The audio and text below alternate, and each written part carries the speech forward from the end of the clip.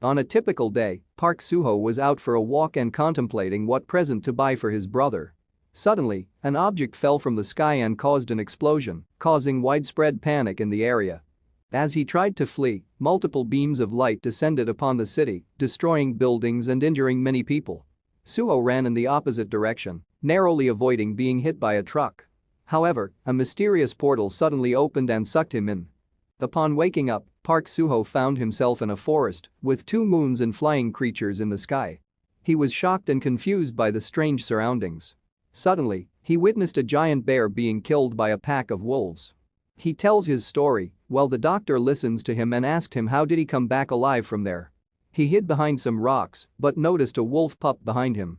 He continued to run, but a message appeared indicating that his constitution had increased by 1. He tripped and fell off a mountain while still trying to comprehend the message. He saw some fruits and attempted to eat them, but then noticed eyes in the grass and froze. A giant snake lunged at him but was attacked by a large frog before it could reach him.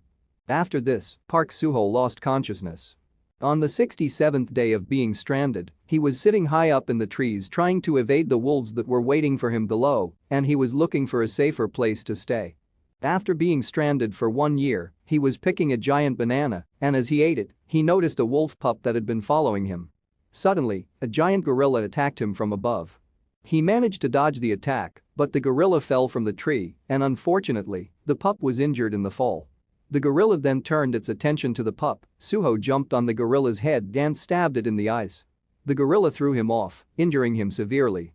He reflected on his actions and realized that they were impulsive and reckless. The doctor questioned him about his behavior, and he explained that he couldn't always avoid territorial conflicts as it wouldn't solve anything.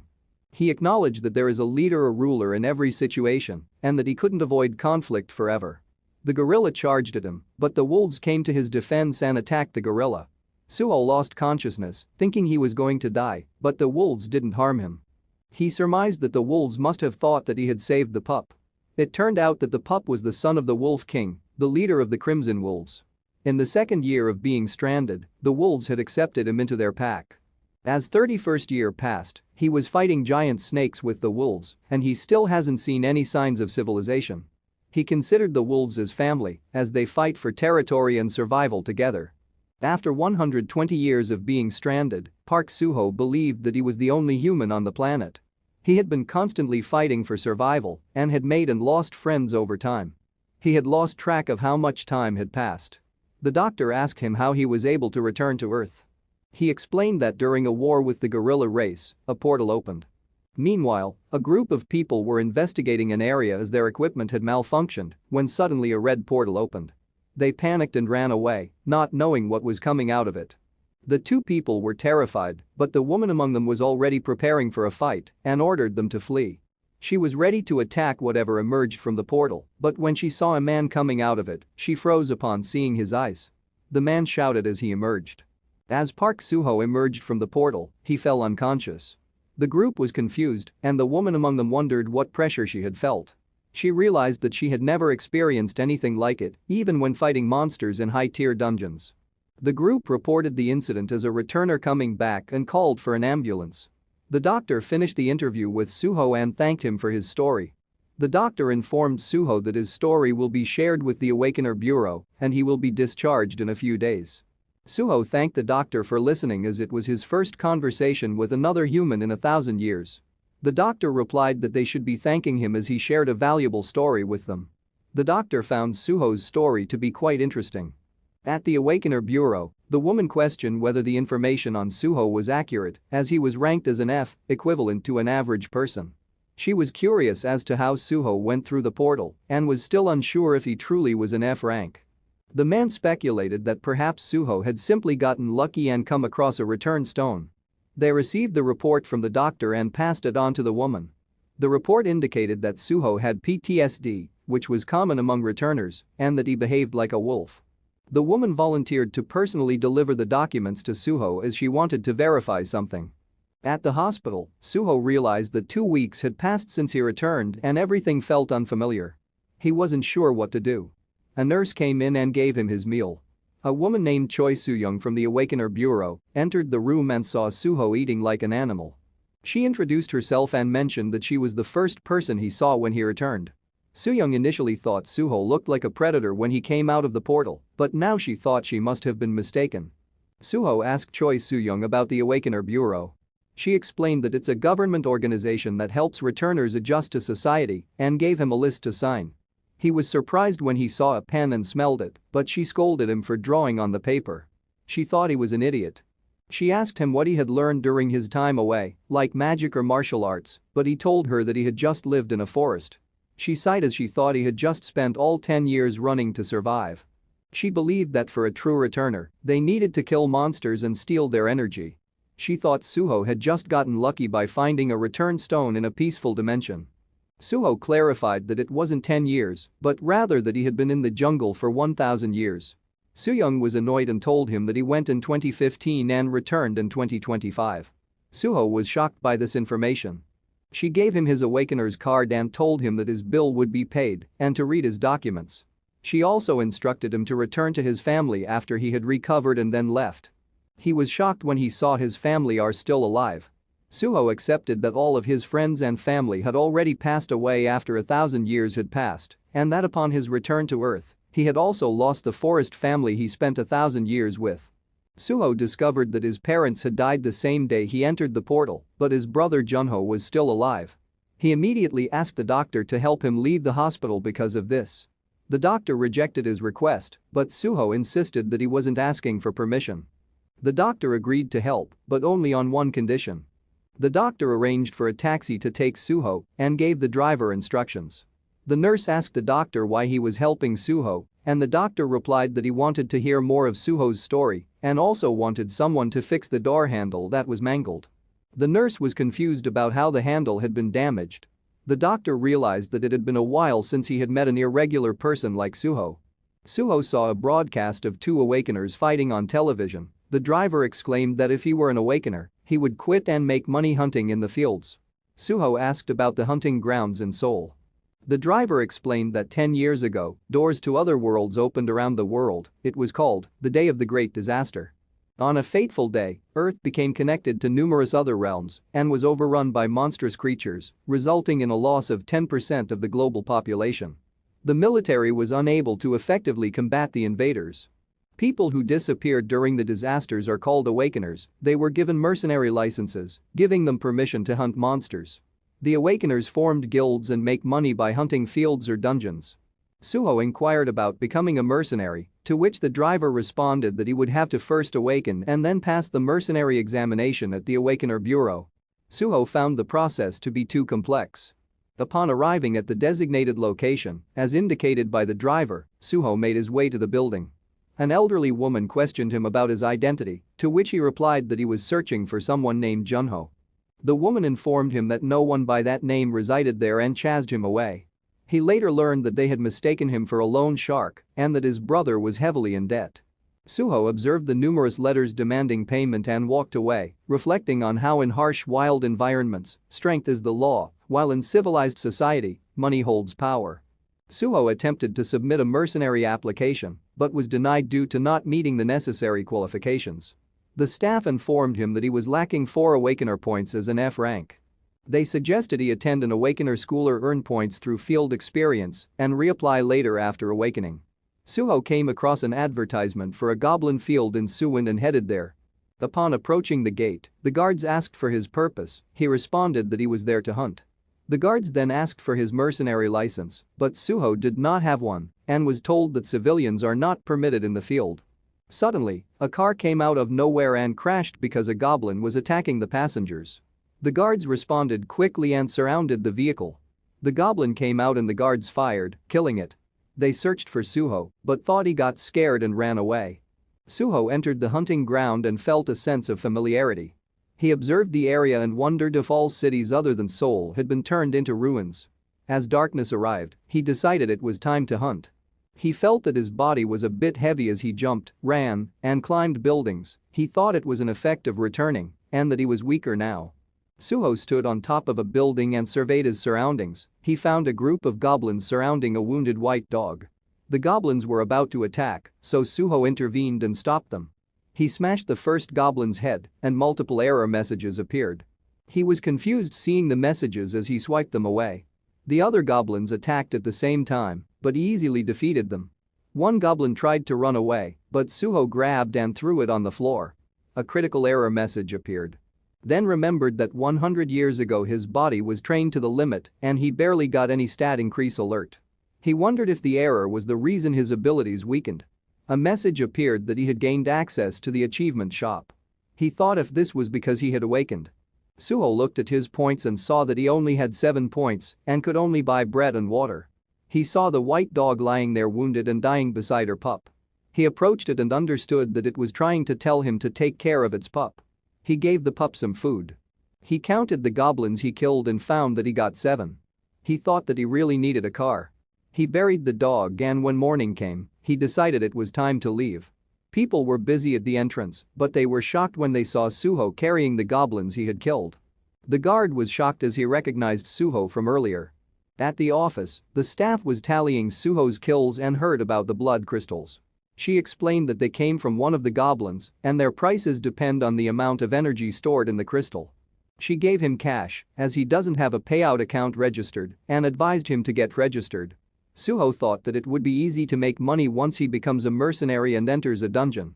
Meanwhile, Junho was on his way home when a group of thugs attacked him. It was the debt collectors who beat him as he paid the monthly payment. The thug counted the money but told him it wasn't enough. The guy hit him again when he said he would pay them in 3 days. Suddenly, Sooho came looking furious as he approached the surprised Junho. Junho remembered a past incident where he was being bullied in school and had reached out to his brother, Sooho, for help, but Sooho had ignored him and walked away, believing that his brother would not be of much help to him. On the day of a disaster, Junho's aunt and uncle came to take him away as they were unable to contact their mother. As they were leaving, an explosion occurred, killing them both. Junho then saw that there were monsters outside and didn't care about what happened to his brother. As they were talking, the collector mocked them, but Sooho defended them by grabbing the collector by the head and throwing him away. He then asked Junho if he was okay. When one of the guys attacked with a kick, his leg broke on Sooho's head, causing the man to fall to the ground in pain. The other guy was scared seeing Sooho was an awakener. Sooho called the other guy over and paid him cash as he told him to take the money and leave. They then left and went to Junho's house. Junho introduced Sooho to an old lady and they went inside the house where they saw Gunwoo, Junho's son, asleep. Sooho asked where the mother was and Junho told him that she had already left. As they sat at the table, Junho told Sooho that he had thought he was dead and expressed surprise that he was an awakener. Sooho inquired about the amount of Junho's debt and Junho informed him it was 50,000. However, he reassured Sooho that he can pay it off since he had secured a job at a logistics center where the pay was good. Sooho questioned if the truck belonged to Junho and he replied that it actually belonged to the old lady's deceased son that had died in the great disaster and she had lent it to him. Gunwoo then woke up and greeted Sooho. Sooho then offered Junho the opportunity to work with him and assist him in hunting. The staff were taken aback by the fact that Sooho had awakened and managed to enhance his status within a day. They informed him that he could use his Awakener ID to open an account and provided him with a phone for registering as an Awakener. They reminded him to download the Awakener Bureau app as it would have information about exams and hunting. They then demonstrated to him how to access his status screen. Once he saw his stats, he was perplexed by the fact that some of his stats were too low. Sooho located the nearest dungeon, the Namyangdu Gate, and decided to go there. In the car, the 3 people in the back were nervous on entering the dungeon. The driver assured them that they can become part of the Shilla Guild's raiders if they cleared this mission. The other man was pissed as these people only relied on their connections to get here. One of the guard was worried seeing Sooho enter alone without any equipment. The guard told him that it was fine as he recognized him as the one who killed 7 goblins in Gate 27 yesterday. The people in the car thought Sooho was crazy. The man told the driver to hurry up and follow Sooho, but when they turned the corner Sooho was already gone. The other man thinks that he found something interesting. Meanwhile, Sooho was running at full speed and realized he had become weakened and needed to train again. He heard sword clashing in the distance and decided to investigate. Upon arriving, he saw a group of people robbing 3 individuals.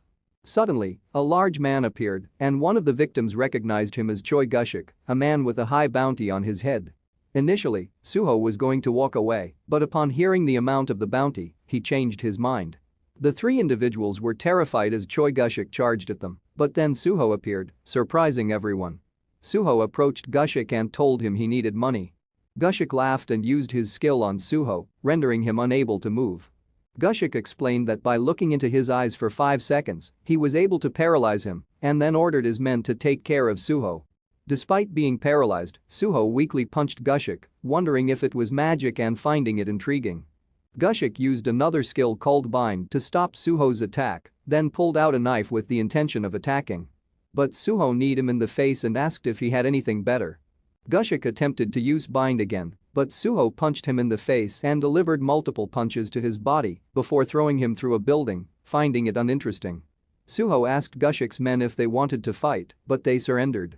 Sooho instructed the individuals being robbed to tie them up. Sooho asked the robbers how much their bounties were, but they denied having any and told him that Gushik was the only one with a bounty. Gushik cursed upon hearing this, calling them traitors. One of the people he saved told Sooho that they were lying and that they were all criminals and likely had bounties on them. He advised Sooho to hand them over to the authorities. Gushik offered to team up with Sooho, but Sooho knocked him unconscious by kicking him in the face. The people he saved offered to use their car to transport the criminals, and Sooho put them all to sleep. Inside the car, the three people thanked Sooho for saving them and told him about their skills, explaining that they had learned them from skill books. Sooho found this interesting. The driver was confused as to why Sooho didn't know about these things. Sooho decided to learn a few skills, as he may need them in the future. Sooho pointed out the portal as the driver confirms and that they intended to go there. Sooho wanted to go, but he doesn't have his mercenary license yet. The driver was shocked hearing this and found it unbelievable for a rookie to defeat a C ranker like Choi Gushik. The driver asked Sooho's rank, he answered he was rank F, which surprised everyone. Sooho then asked him a favor. Meanwhile, the people from the Shilla Guild emerged from a portal, one of them was injured, and the leader was furious thinking that licenses were being given away to weaklings. He said that people with money can easily become awakeners, all they need to do was deliver a killing blow to the monsters that the brokers have captured for them, then hire mercenaries to carry them through the dungeons, join a guild and go on missions. But the people with them suffer as these people are inexperienced in battle. The captain exclaimed that he doesn't like these kinds of people, but his subordinate calmed him down and invited him for a drink. The captain asked about the level 1 dungeon that was about to disappear, and one of the soldiers informed them that someone had handed over 10 ravagers to them, including the C ranker, Choi Gushik. The captain was surprised and thought that some higher ranker must have done it. The soldier told him it was done by a newbie F ranker who didn't have a mercenary license. The soldier continued that the F ranker had just defeated Choi Gushik and broke his ribs and face. The captain remembered the man they had gone after earlier and asked the soldier where the F ranker had gone. The soldier replied that they had gone through a portal. The captain ran back and wanted to see for himself, he felt that he was onto something. The captain asked the operator which door Sooho used. Meanwhile, Sooho just entered a portal and was amazed that his clothes were fine. The guy with him explained that those clothes are made with materials found in dungeons and that they were expensive. The door closed behind them, and the guy with him explained that it will open once they clear the dungeon by killing the boss. Sooho told the guy to wait as he jumped away.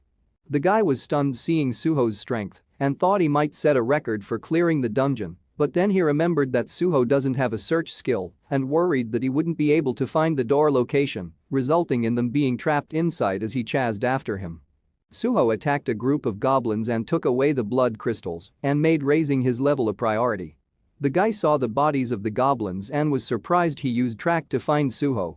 Sooho was checking his stats and saw that he has 102 achievement points and can buy 2 skills with it. He chose the Tame Beast skill. Suddenly a group of goblins attacked him from behind, but he easily defeated them, which gave him more achievement points. A critical error message appeared and saw his stats increase. He bought the other skill Summon a Tree Spirit and tested it out. He ordered the fairy to look for the remaining goblins and he found out that the spirit sends the information it sees to him. He also bought the track and search skills with his remaining points. He heard something and headed to that direction as he saw a goblin was attacking his companion.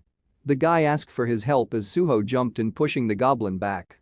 Before the goblin can attack, Sooho rushed in and attacks, sending it crashing to the walls. He delivers the finishing blow as he levels up and got 120 achievement points. Sooho's companion was surprised to see how easily the boss was killed. Sooho confirmed if the doors will be opening, and his companion answered that they should be.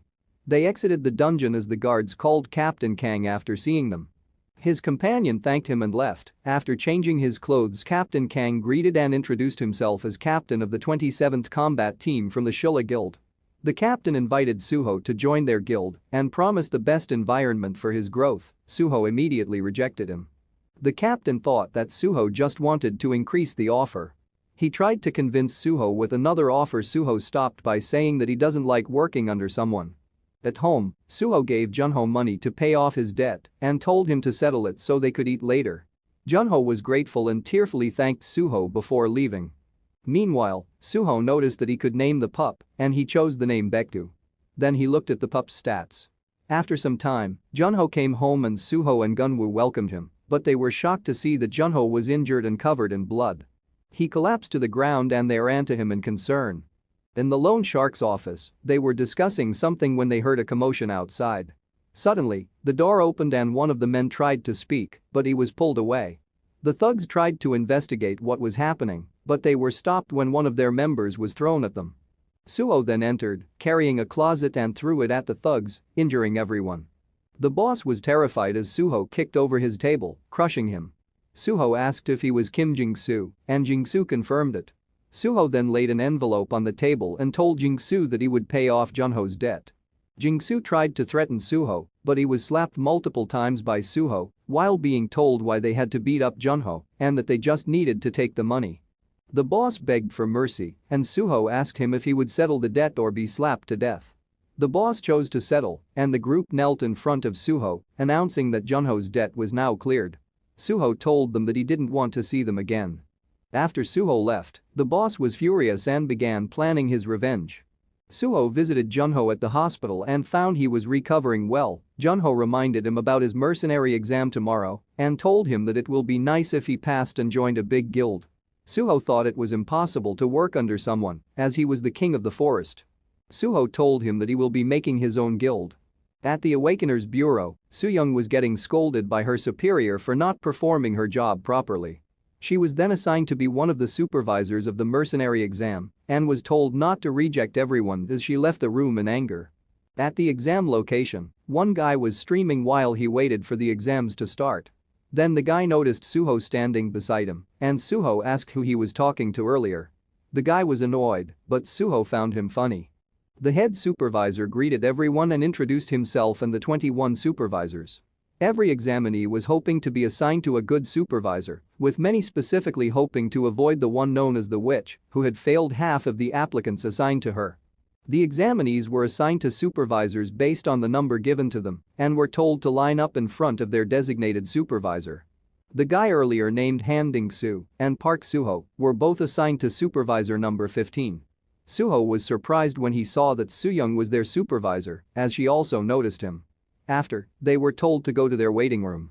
Ding-soo lost hope as he thought he was going home early. Sooho asked him why he was gloomy. Ding-soo told him why, explaining that their supervisor was called the witch because she fails applicants if she has a bad day. Sooho told Ding-soo that it's not the supervisor's fault and that it's because he was unprepared for the exam. Ding-soo was angry as he glared at Sooho, but Sooho invited him to solve the problem like men and fight.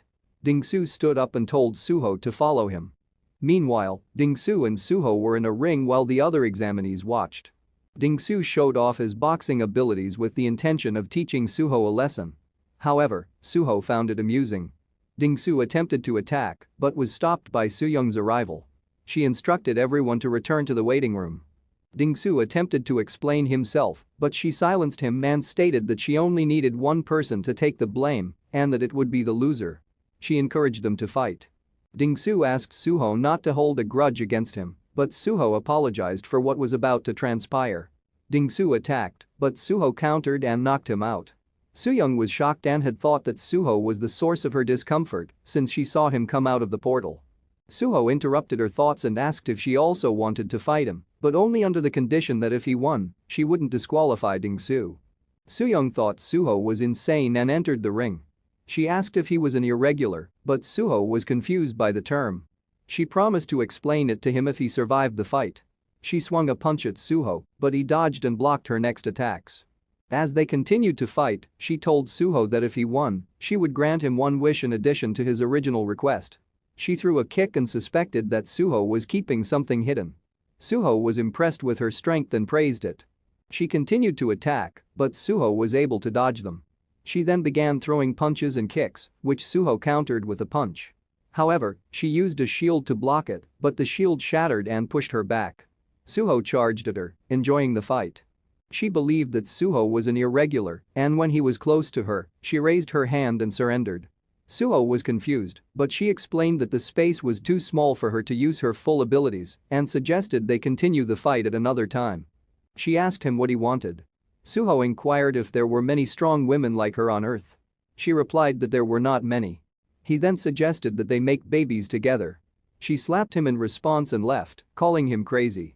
He considered leaving himself as he felt he had lost the fight and blamed Sooho for getting him disqualified. Sooho explained that he was not disqualified. In an office, a man was surprised to see Sooyoung's loss as he had been watching the fight on camera. Ding-soo was confused and Sooho explained to him that he had asked Sooyoung to overlook his disqualification. Ding-soo then wondered why Sooyoung had slapped him and thought it was his fault. He cried and referred to Sooho as his big brother. Suddenly, they heard that Sooho was being summoned to the supervisor's office. Sooho met with the man who had observed his fight with Sooyoung and informed him that their conversation would be recorded. The man revealed that he was shocked to see Sooho fight a beer rank awakener and questioned if he was an irregular. The man then explained about bridge portals that connect Earth to 3 other planets, one of which is Asura, where dwarves and elves live in harmony with Earth. Earthlings who have returned from Asura have acquired skills related to magic and artifact crafting. The next planet is Guchian, which is inhabited by Mammons and martial artists. The martial artists are allies of Earth, while the Mammons are Earth's enemies. Lastly, there is Mid-Earth, a planet ruled by orcs and overrun with vicious monsters, and whenever a portal opens to Mid-Earth, an all-out war is expected to occur. The Earthlings who came back from these planets, there are people who learned powerful skills and whose combat abilities exceeded those of Awakeners are called Irregulars. Sooho found it complicated and was certain that the place he went to wasn't one of those planets. Though was thinking if Sooho was just a dungeon returner that doesn't explain how he can fight a beer anchor. Then asked Sooho what kind of planet he came back from. Sooho told his story. The man thanked him and told him to head back to the waiting room.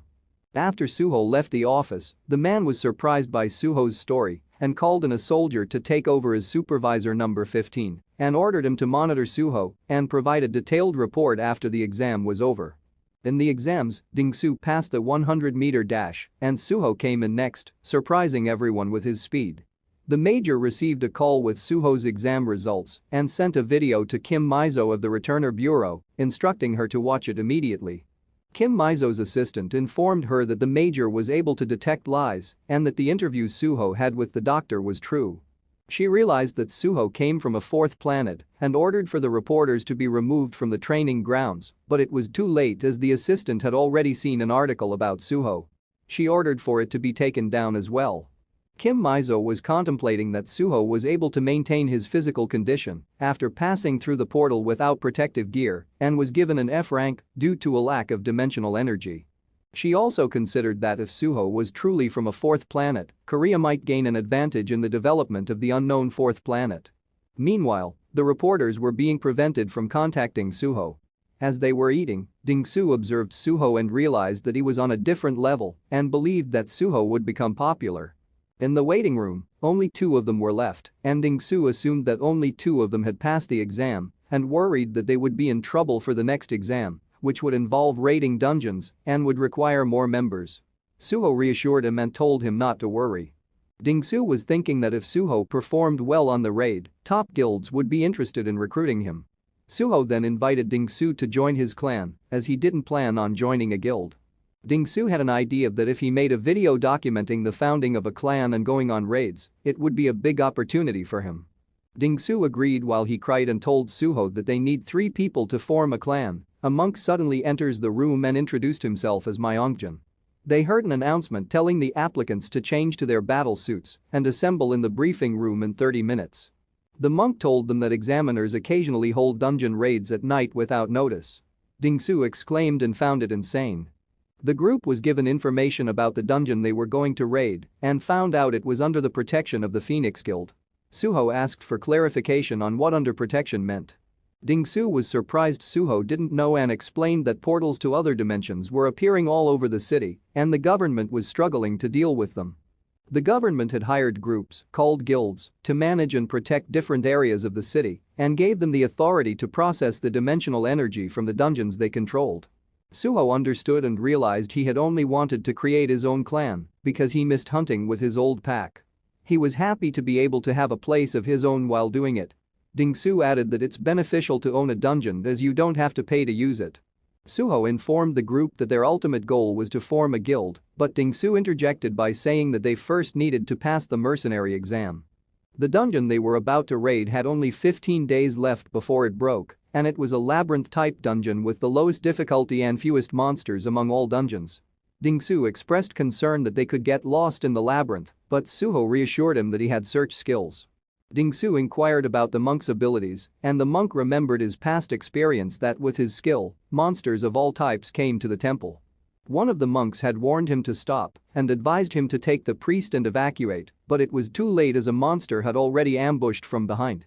Myeongjin was startled after the briefing was finished.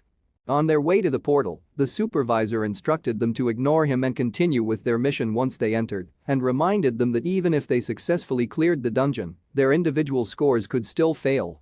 As soon as they entered the dungeon, a skeleton attacked Sooho, but he easily defeated it. Dingsu reminded Sooho to use his search skills while progressing. However, the monk accidentally triggered a trap and arrows were launched at them. Myeongjin stepped forward and blocked the arrows with his staff. Dingsu complimented Myeongjin's proficiency with his staff, but, unfortunately, he also stepped on a trap and they all fell to a lower level of the dungeon. They heard the monsters coming. And the monk apologized that his skill was an AoE taunt. Sooho approved as he was too lazy to look for the monsters. Sooho kicked the ceiling and jumped up and invited the monk to join their clan. He used his search skill and found the traps, then charged onto the wave of monsters. When the monk and Dingsu came out of the hole, they saw the pile of bodies Sooho left behind. Sooho told them to follow him and take care of the knockdown monsters. The supervisor was impressed that Sooho was using the traps to his advantage. One skeleton tried to attack Sooho from above, but the monk threw his staff, killing it. The soldiers saw that someone returned from the dungeon. One was confused, saying that dungeon will take 5 hours to finish and only 30 minutes have passed. They saw it was Park Sooho's team. The supervisor informed them that they finished the dungeon and watched the video, and it will be hard to measure their stats in a level 1 dungeon. Dingsu was streaming for his blog about the Sooho clan and gave a tour of the clan house, introducing Granny Sukjev and the monk Myeongjin. Later in the day, they entered a dungeon and saw many bats, and Dingsu asked if they had long-range skills to catch them. Myeongjin told them to leave it to him and used his skills to lure the bats to them. The bats came to Myeongjin, and he used his fire wheel skill to kill them. The boss came out and Sooho killed it instantly with one shot, clearing the dungeon. Kim Mizo received updates on the progress of Sooho's group, who were completing dungeons 20 times daily. She remembered Lee Sungwoo, a Korean irregular who had transferred to Japan, and decided to contact Sooho directly. At the clan house, they were searching for Myeongjin, who did not show up for work that day. Junho reassured Sooho that it was okay to take a break and informed them that the team had qualified to advance to a higher level and had earned enough money to enter level 2 dungeons. Dingsu was excited about the potential earnings. Sooho agreed to let the team rest for the day and invited Junho to go shopping for a new truck. They purchased the latest model and headed to a field to aid in Junho's awakening. Junho was nervous and wants to leave, but Sooho came out of the car and jumped away. The loan sharks were watching a video of the Sooho clan. The boss asked for the list of guilds they are funding and remembered a guy called Manager Choi. They found him perfect for making people disappear as he already erased 6 people. The boss ordered to contact him and give him however much he wants for the job. Kim Mizo arrived in the Sooho clan and found Granny Sukja and introduced herself from the returner's bureau. In the car, Junho was nervously waiting for Sooho, but suddenly a goblin dropped on the car as Sooho ordered him to get out of the car. Sooho gave him a knife and told him to kill it and follow him. Junho was having second thoughts about awakening, but Sooho told him he won't survive if he is weak and orders him again to kill it. Sooho ordered Baekgu to attack and bite the goblin. Baekgu bit the arm of the goblin. Sooho told Junho that Baekgu can't kill the goblin and that if he didn't attack Baekgu will die. Junho stabbed the goblin and it released Baekgu. While Sooho orders him to repeat. Junho kept stabbing and saw the blood on his hands. Sooho told him that if he doesn't kill he will die and told him to follow while killing the other goblins. Junho saw Sooho walking away and remembered the time he abandoned him. He picked up the knife and stabbed the goblin in the head and kept stabbing its body. He laughed crazily seeing the blood. A goblin jumped at him causing him to fall. He stabbed it in the neck. Junho was mumbling like a psycho and Sooho saw his information window showing butcher and found it cute. He invited Junho to come up to clean up the rest. They went to the Awakener's bureau with Junho covered with blood, making the staff nervous, and told them to clean up first and get quarantined and to head to the third floor to measure their dimensional energy. Sooho explained to Junho that his dimensional energy needs to be more than 100 to be registered as an F-rank Awakener and be qualified to take the mercenary exam. Junho's measurement was 111 was told to go to the ability manifestation room. Sooho went next, but he saw multiple eyes observing him. He stood up in shock. The doctor compliments him and said that he will reach E rank soon. Sooho asked who made the machine. Junho received his certificate of awakening and Sooho congratulated him. Sooho asked if Junho felt anything strange during the examination and Junho replied no. Sooho asked about Junho's awakened skill, which is called decapitation. On the way out, they saw Sooyoung with her squad and Sooho attempted to apologize but she stopped him and said she didn't want to see him again, then left. Sooyoung's squad laughed, thinking Sooho had been dumped. Kim Mizo was speaking with Granny when Sooho arrived. She introduced herself and stated that she had come to present him with a contract. She explained about the human coordinate and how Sooho had returned through a red portal. She told him that the conditions were met for success, as the return of a returner is the signal for success. Kim Mizo also informed Sooho that the portal would open again, acting as a bridge for coming and going. Sooho asked where and Kim Mizo directed him to the coordinate. Sooho thought that he might have the chance to meet his wolf friends again. Kim Mizo explained that the bureau suspects that the planet Sooho came from is the fourth new planet. If this is true, Korea would be the only country with a bridge portal to that planet, which may appear in 99 days. Sooho asked what they wanted from him, and Kim Mizo said that they want him to stay in the country until the portal appears, and they don't want him to become another Lee Sung-woo. Sooho asked who that was, and Kim Mizo explained that Lee Sung-woo is the current rank 1 Akita hero, who is originally Korean, but he escaped from government facility during the early days of disaster. The Japanese government approached him and he moved to Japan. Now, the 9,000 planet gates in Tokyo are because of him.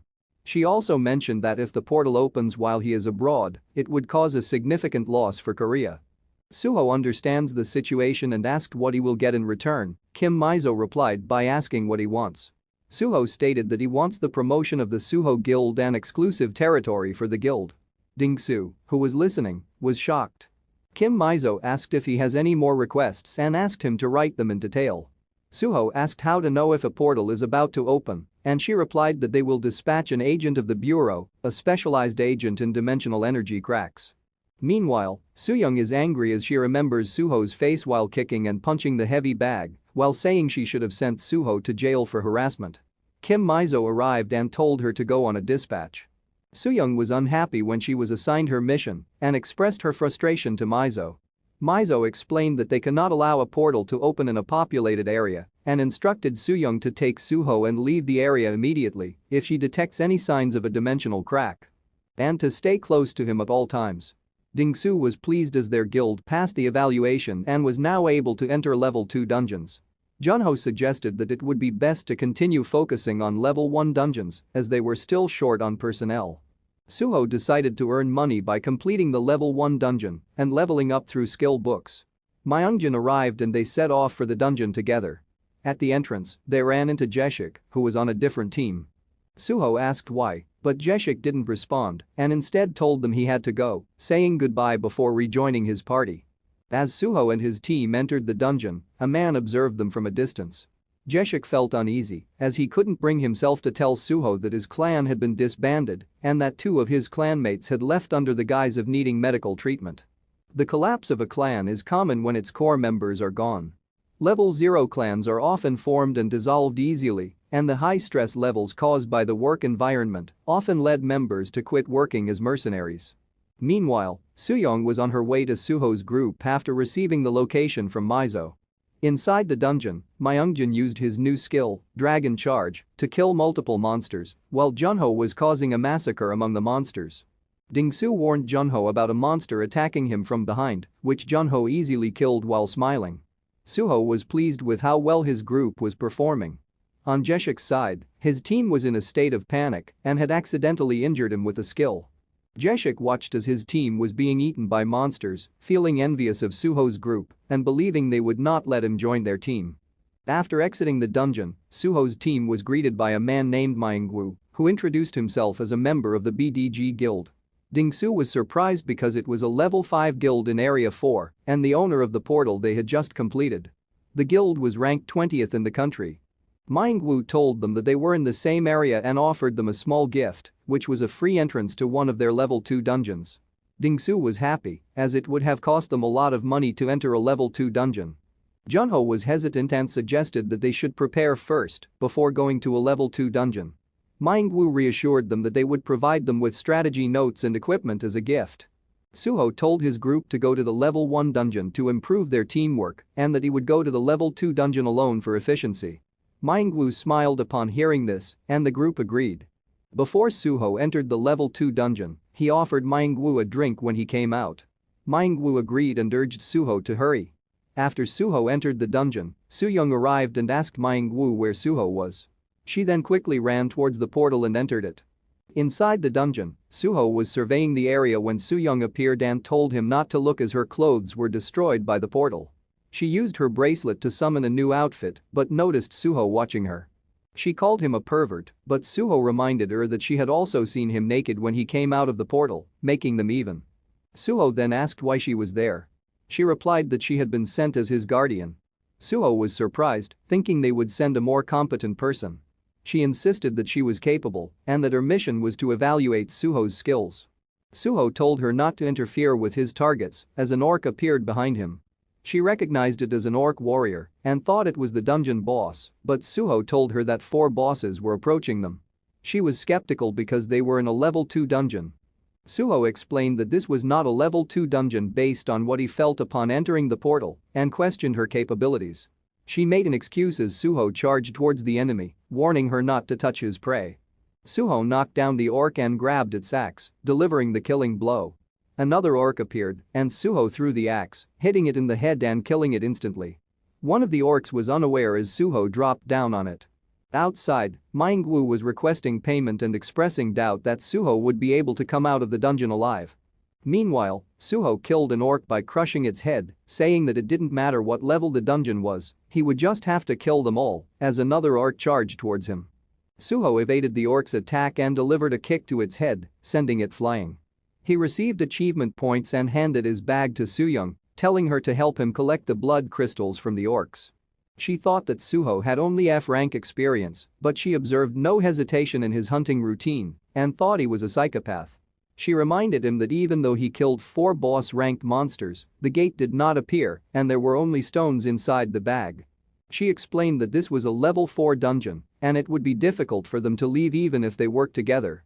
Sooho believed that Myungwoo had assisted him by allowing him to enter a level 4 dungeon without charge. Sooyoung, however, believed Sooho to be foolish. As an orc attacked her, she realized she had left her sword outside. Sooho arrived and quickly defeated the orc, telling her not to worry as he was strong, though he had been stronger before. Sooyoung was surprised by this revelation. As they heard something approaching, she used her skill of clairvoyance and saw an approaching army of orcs, causing her to curse. She informed him that an army of orcs, led by a warchief, was approaching. Sooho was excited to hear this. As the orc riders arrived, Sooho and Sooyoung charged at them. Sooho quickly killed one of the riders, while Sooyoung summoned a sword and injured another. However, she was disappointed with the summoned sword and regretted leaving her primary weapon behind. Sooho arrived and finished off the injured rider and then killed the others nearby. As Sooho charged towards another group of orcs, he was hit by the orc warchief, causing him to fly backwards. He quickly regained his footing and attacked the warchief, managing to stab it, but it was not enough to kill it. The warchief hit Sooho with its mace. Meanwhile, Kim Mizo was informed that Sooyoung and Sooho's phones were in different locations and there had been no movement for the past hour. She was confused as she had thought that Sooyoung was with Sooho. The assistant told her that Sooyoung's phone was located near a recently opened level 5 dungeon. She asked why they had entered the dungeon and who was managing it. They discovered that the dungeon was being managed by the DGB Guild. She ordered them to check the dungeon records and tell the DGB to contact her immediately. Sooho was sent crashing into a rock, but instead of feeling discouraged, he smiled at the challenge. He tackled one of the orcs and threw it into another. He picked up their weapons and used them to attack the orcs. Sooyoung was targeted by the archers, but she skillfully dodged and used her defense bomb skill to kill the orcs that were approaching her. Sooho grabbed her and told her they needed to run away. He carried her and jumped off a cliff. As they landed, several orcs fell to their deaths. Sooyoung was confused about how they had survived such a fall as Sooho let her go. They took shelter in a cave, and she asked him what his plan was. Sooho said that he needed to kill 4 more orcs to level up, then he would attack. She told him that leveling up only increases one's limits, not their power. Sooho explained that to him, leveling up is like removing his restrictions and can be considered a power-up. Outside the gate, the media was reporting on an accident involving Sooho and Sooyoung entering a level 5 gate. Sooho's group was present, while Ding-soo was crying. Myung-woo was arrested and admitted to his crimes. Kim Mizo entered the director's office and demanded the arrest of all those involved. The director informed her that all suspects had been apprehended except for the leader of the Dragon Loans who had fled and had a bounty on his head. Kim Mizo felt guilty as she was the one who had sent Sooyoung to tail Sooho. In the dungeon, Sooho used his fairy to lure one of the orcs and ambushed it. He smiled as he only needed 3 more kills to level up. Sooyoung warned Sooho that there was an orc ahead, but he quickly dashed away before she could tell him it was a trap. The orc triggered a trap, sending Sooho flying backwards. The orc then signaled for others to emerge from their hiding spots. Sooho struggled to stand up, realizing that his senses were dulling and he was losing strength. Sooyoung shouted that he had been starving for 2 days as she killed the approaching orcs with her skills and then collapsed on the ground. Sooho picked up a weapon and killed 2 orcs. He attempted to kill another to level up, but was again attacked by the war chief, causing him to hit another orc as they fell. Sooho's weapon fell on the orc, killing it and causing him to level up. A message popped up asking him to activate the skill beast transformation. The war chief approached the weakened Sooyoung and prepared to attack. In the Sooho clan, House Granny was feeding Baekdu. Sooho used his beast transformation skill, and Granny was shocked to see Baekdu floating and shining. Sooho began to transform as Sooyoung fought the war chief. She was hit and fell to the ground. Sooho charged in his werewolf form and relentlessly attacked the war chief, hitting it multiple times and finally finishing it with a bite to its neck. Sooyoung was afraid, thinking that Sooho had lost his senses. But Sooho responded with a bark and she realized that he had transformed into a dog, not a wolf. Outside, the media reported that it had been 3 days since Sooho and Sooyoung's disappearance. The director explained that they had entered a level 5 dungeon known as Orc Castle, where it was recommended to bring a party of 30 members with a B rank or with 10 A ranks. Sooho returned to human form and discovered that it wasn't a transformation, but a fusion. He invited Sooyoung to eat, but she told him that it was pointless and that this place would be their grave. She explained that even though the war chief had died, the door was not opening, indicating that there were stronger monsters inside. Sooho asked what kind of monster made her lose hope. She remembered an incident from 3 years ago when they had raided a level 5 dungeon with a 20-man combat team and 10 A-ranked mercenaries. Sooyoung was asked by a man if her ankles were okay, while Kim Mizo teased them from behind. As they struggled in battle, the man saved Sooyoung by using his skills. Kim Mizo ordered them to retreat, and as they were running, Sooyoung felt something targeting them. Suddenly, Taehoon's arm was cut off and his sword fell beside her. Everyone was shocked as they saw the boss finish Taehoon off, and Sooyoung cried. Sooho comforted her after hearing her story. Outside the gate, many people thought that Sooho and Sooyoung had died. Many higher rankers are gathering as they plan for revenge. Akita Hiro was watching as he thought what they are doing is stupid. In a cave, after they finished eating, Sooho asked if she was the one who defeated the Orc Lord. She replied no as she fainted on the spot and woke up in the hospital, while Mizo brought her Taehoon's sword. 2 A-ranked mercenaries died to defeat the Orc Lord. It was capable of defeating 5 Orc warchiefs at the same time. Sooho asked where is the Orc Lord. She assumed it was in a castle. Sooho's fairy returned and told her they found the Orc Castle. Sooho and Sooyoung saw the castle gate open and charged towards it. The orcs fired arrows, but Sooyoung used her shield to block them, and they managed to enter before the gate closed. Once inside, Sooyoung blasted the orcs blocking their path and charged towards one of the spires. The orcs jumped towards them, and she was hit by an orc and fell. However, she told Sooho to continue and not to worry about her. As she fell on the edge, Sooyoung prepared herself to battle the approaching orcs. The orc leader sensed something amiss and stood up abruptly, but Sooho quickly appeared, biting and attacking its neck. The orc leader fell onto one of the spires, impaling itself. The spire collapsed, crushing the orcs beneath it. Sooyoung used her abilities to destroy another spire. She thought she was going to die as she fell, but Sooho quickly caught her and brought her safely to the ground. She was amazed at how quickly Sooho had taken down the orc leader. Sooho instructed her to search for the door. As the clock began counting down to the dungeon's collapse, Sooyoung located the door and guided Sooho to it. They had only 10 minutes left before the door burst, and the orcs were still in pursuit. Sooho then caught a scent and discovered a cage containing wolves. Using his ability to tame animals, he commanded the pack to follow him and devised a plan to escape the dungeon with them. With orcs closing in on them, the fairy informed Sooho of another exit nearby. They found it and successfully made it out of the castle. They could see the door with just 23 seconds left before the collapse. Suddenly, one of the orcs threw a spear and hit Sooyoung in the back, causing her to fall. Sooho quickly ran back and killed the orc. With only 8 seconds left, people outside were already weeping. Sooho picked up Sooyoung and urged her to hold on. He sprinted with all his might towards the exit gate. The gate closed just as the world inside was destroyed. As the countdown reached its end, those outside lost all hope. However, the people were surprised as a pack of wolves emerged from the portal, followed by Sooho and Sooyoung falling to the ground. The crowd rushed towards them. The news quickly spread that the two individuals who were trapped in the level 5 dungeon had returned alive after 4 days and 11 hours. Kim Mizo was in a briefing about what happened, and the news about Park Sooho have spread due to the incident. The scouts from different countries arrived in the country, and they were thinking of ways to secure Sooho. The doctor assured that as long as Sooho's family is in Korea, he will not leave and attaches value in spending time with his family. He advised to give Sooho a territory where he can live with his family and not invade it. The director agreed. Kim Mizo suggested a location, the abandoned facility in Myeongju, and found it the most suitable area for the Sooho Guild as their territory and decided to keep Sooyoung to watch over Sooho. In the SPFC arena, Akita Hero was introduced as a black flame was spreading on his sword. He jumped to stage as the crowd cheered. The challenger S-rank human weapon is Michael Zorbas. Zorbas entered the stage and immediately attacked with a punch, destroying the area, but Hero dodged. Zorbas followed with a monogatling wild shot while Hero evades his attacks. Hero then counterattacks, putting Zorbas on the defensive and taking his own sword and swinging, but Hero easily dodges his attacks.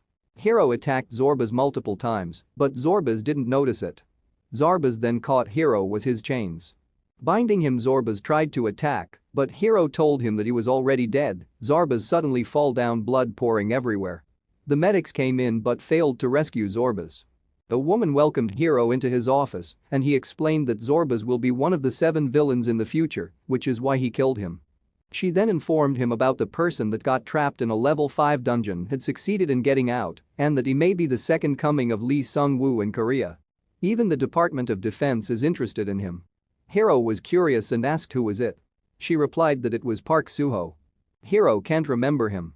She then said that he was Druid and returner from a 4th planet. Hero thought that it will not happen. He was in his 25th regression and repeated the same events over and over for 500 years. As a result, he remembers all the Awakener who will make a name for themselves in the future and a general outline of major events that will happen, but Park Sooho is not on that list. He doubts that Sooho was a returner from a 4th planet, stating that history may change a little based on his actions. Such as one of the 7 villains who will show his evil in 10 years suddenly dying, and Akiko who should have died 2 years ago still safe and alive. But the major events, like the time when a level 7 dungeon appeared or when the planet was connected to the 4th planet, have never changed, and that is 5 years from now. A new planet won't appear before then. Hero was asked by Akiko to bring Sooho to their side, but he replied to wait. He knows the apocalypse is near, and cities that once sheltered survivors are falling to monster invasions from dungeon breaches. The heroes among the evacuees chose Japan as their last hope for survival, so Hiro decided to build his base there, despite being labeled a traitor. He believes that by securing the dungeons and attracting talented individuals, Japan will become the best place for survivors. Upon arriving in Japan, refugees see Lee Sung-woo waiting for them, who hopes to be seen as a hero rather than a traitor by the Korean survivors. Hiro smiled at the thought. Hiro believes that Sooho's actions are just for appearance and says they can bring him over after the apocalypse starts. Kim Mizo visits Sooyoung in the hospital and asks about a rumored man who visits her every night, suspecting it to be Sooho. Sooyoung avoids the question and asks about the food. At the CIA headquarters, a man is shocked at the news of Hiro killing Zorbas, and his assistant speculates that Hiro may reach SSS rank. They are also observing Sooho and notice he frequently visits the same location and appears to be talking to pigeons. The man at the CIA headquarters instructs his assistant to bring Sooho to their site at all costs. The assistant informs him that agents have been sent to Korea, but the airways are unstable. On the plane, passengers see a young wyvern flying nearby, and the agents wonder if a wyvern dungeon has burst. They plan to contact HQ upon landing, but an adult wyvern suddenly breathes fire, causing the plane to crash. A news report states that a group of wyverns escaped during a dungeon break 2 days prior. Sooho and his group arrive at their new headquarters. Sooyoung complains about a ghost in the house and expresses her concern to Kim Mizo. Kim Mizo tells Sooho they will renovate the house, but Sooho thinks it's fine and wants to move in right away. Sooyoung asks him if he's crazy, but Kim Mizo intervenes and discusses establishing territorial boundaries. Kim Mizo explains that Sooho can choose the amount of land he will manage. Sooho summons his spirits, and when Kim Mizo questions what he's doing, Sooyoung informs her that he's setting territorial boundaries. The tree spirits grow trees that form a wall around their territory, astonishing everyone with its size. Sooho states it covers a radius of 1 kilometer with the house at the center. Kim Mizo says everything within the territory will belong to the Sooho Guild. Sooho asks why they are being so accommodating when he only needs to stay in the country for a few months. Kim Mizo replies that the bureau treats Sooho like family. Sooho is pleased. Kim Mizo hands him a contract to sign, but Sooyoung advises him to read it thoroughly before signing, before Kim Mizo pulls her away. Kim Mizo leaves, and during the car ride, the driver asks her if the Sooho clan can manage such a big territory. Mizo answers that if they can't, the bureau can use it as an excuse to send in their own people. She orders to make a list of attacking units over a certain level and have them ready. In the next scene, a cargo ship is being attacked by pirates who are asking for help. As the pirates board the ship, they suddenly see their boat being thrown into the air and multiple tentacles wrapping around the ship, causing it to capsize. One of the crew members sees a shark-like monster swallowing him, and a group of monsters are shown surrounding the sea. The rescue team arrives but finds no sign of the ship, and the tentacles attack them. Meanwhile, Sooho was giving names to his wolves. He realized that if they had more dimensional energy than him, he could potentially lose his sanity during fusion. Sooyoung showed up and Sooho asked her to join him on a walk. He transformed and offered her a ride. Reporters were outside, waiting for updates on the Sooho clan when Dingsu and Junho passed by. Dingsu noticed that his channel was receiving donations from various countries and pondered whether to inform Sooho. The two of them saw Sooho and Sooyoung and challenged them to a race, but Sooyoung suddenly sensed a dimensional crack within a 200-meter radius. Sooyoung remembered her previous conversation with Sooho, in which she asked about the type of planet he visited. He replied that it was an animal kingdom filled with hostile creatures with dimensional energy levels above 700. Sooyoung was taken aback by this information. The planet was a place where battles for territory and survival never ceased until death, and to lead a group, one had to be at least U rank. Even when Sooho became king, he had to face challenges for hundreds of years. Sooyoung realized that if a bridge portal connected the planet and allowed unrestricted travel in both directions, it would turn into a war zone as they fought against hostile beings from another world with S-rank dimensional energy. She was puzzled when she discovered that Sooho couldn't control the animals on that planet, even though he was its king. Sooho explained that he is no longer the same person as he was before, and that the animals may kill him if they saw how weak he had become. Sooyoung advised Sooho to flee to the northeastern field as far from the city center as possible. Dingsu and Junho followed them as the space started to distort. Sooyoung contacted Kim Mizo and informed her that the portal was about to form. An artillery brigade was quickly assembled near Sooho's location. However, Sooho soon realized that it was not the planet he had been on before, but just an ordinary portal door. Sooyoung asked how he could be sure without using any equipment.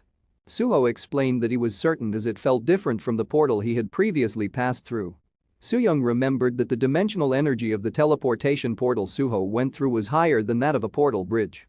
Reporters observed a signal of a dimensional crack as the Awakeners Bureau arrived. The detection team approached Sooho's group and began setting up measuring devices. They found that it was a level 4 dungeon, which relieved Kim Mizo and Sooyoung. Sooyoung informed Mizo of Sooho's plan to check it out. Mizo informed the director, who was upset about the investment already made.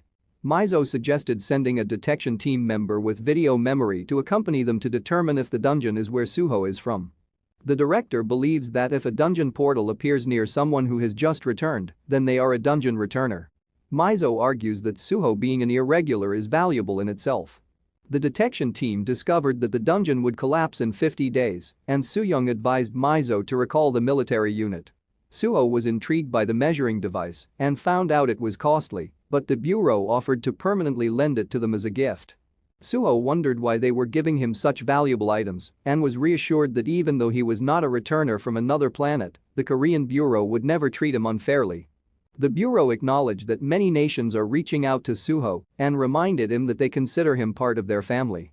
The man claimed he was a national treasure, but Sooho told him that he had not received messages from other countries. Dingsu approached Sooho and informed him that the competition for him was intense overseas and that messages were being sent to him since they couldn't directly contact Sooho. Sooho asked how much they were offering, and Dingsu replied that it was over 5 billion won. Sooho warned Dingsu that they shouldn't become slaves to money and that talking to someone is more valuable than 5 billion won. Dingsu agreed and said he would at least show Sooho the offers but warned that the countries might try to harm him if he didn't. Sooho told Dingsu to tell them he ignored their offers. Sooho's group was about to enter the portal, but an agent asked them to wait for the combat team. Sooho declined, allowing only 2 people to accompany them. The agent expressed concern about their small group, but Sooyoung reassured him to record everything properly. Baekgu also joined them. Upon entering the portal, Sooho felt a sense of familiarity. Sooyoung stopped them and warned that 3 monsters were ahead. The group prepared for battle, with Junho stepping forward, causing the agent to fear him. As Junho passed Sooho, Sooho put him to sleep and instructed Dingsu to wake him up and administer a sedative.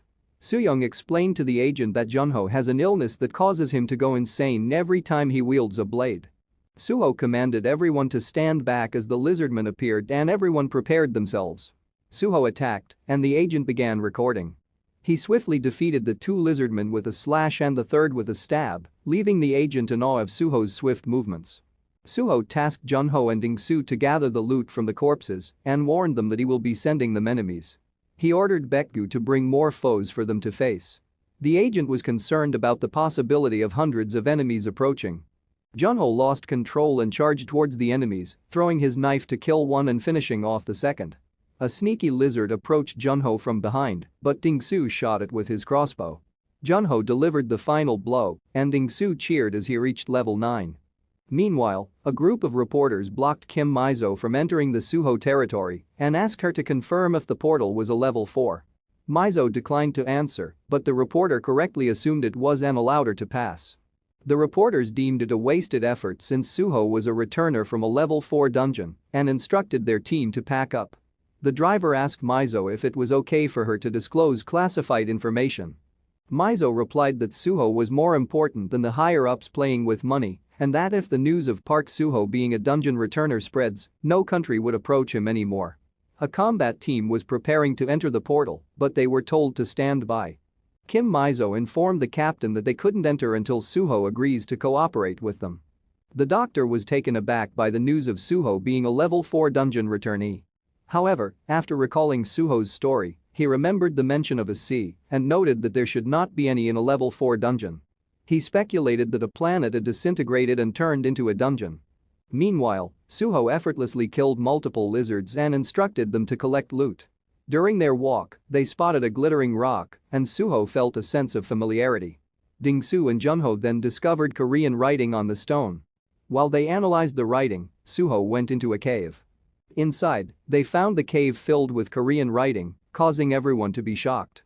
They read writings expressing a desire for mating and Ding-su, and the agent deemed the writer as immature and lustful. They also saw writings about the writer missing his parents and brother Junho. Junho then came across a writing that read, "Park Sooho was here." Sooyoung asked if this was Sooho's origin. Sooho viewed his drawings and was reminded of his rival, Kuro. He read a note that stated it had been 30 years since the gorilla Jackie started a rebellion, and the two would soon face a final battle where one of them would die.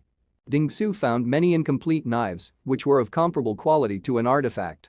Sooho abruptly ran outside. Ding-su blamed Minsu for offending him with his teasing. Sooho climbed a mountain and was taken aback by the changes in the landscape. He wondered what had happened. Sooyoung caught up with him and asked if this was where he used to reside. Sooho was uncertain and felt something was not right. He pointed in one direction, stating that there used to be a snowy mountain, another direction used to have a grove and fruit trees, and another direction was where the sea used to be. Sooyoung was startled. Sooho told her about the roaring sea, a place one should never visit.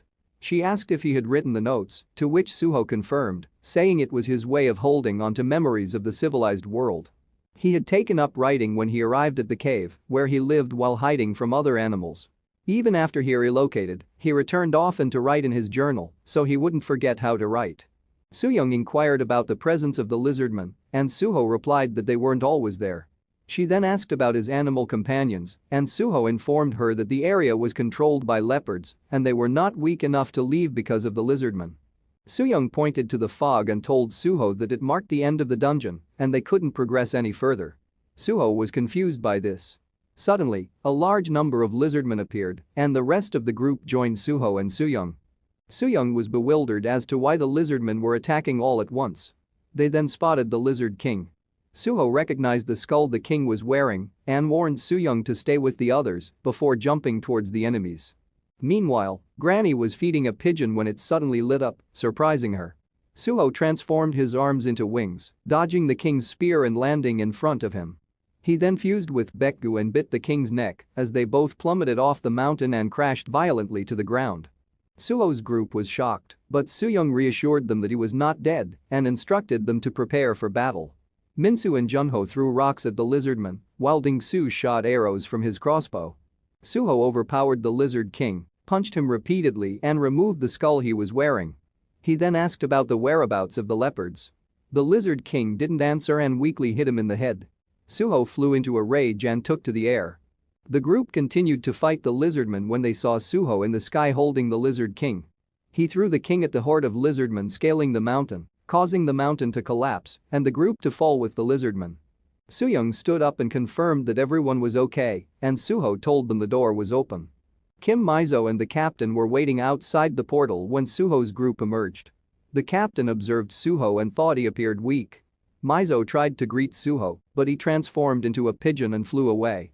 Mizo asked about the recording, and Sooyoung instructed Minsu to return to HQ with Mizo, but Mizo stopped her and informed her that she needed to come along. The mission to observe Sooho was over, and she was being sent to support the northern Daegu border. Sooyoung was taken aback. Minsu reported the events in the dungeon to the director and the captain. The captain was frightened after witnessing Sooho defeating the Lizard King. The director asked about the Lizard King's strength, and Minsu informed him that it was A rank, but Sooho easily overpowered him. The director surmised that Sooho's abilities are higher than S rank. Sooyoung explained that Sooho's dimensional energy is E rank, but his combat abilities are S+ rank.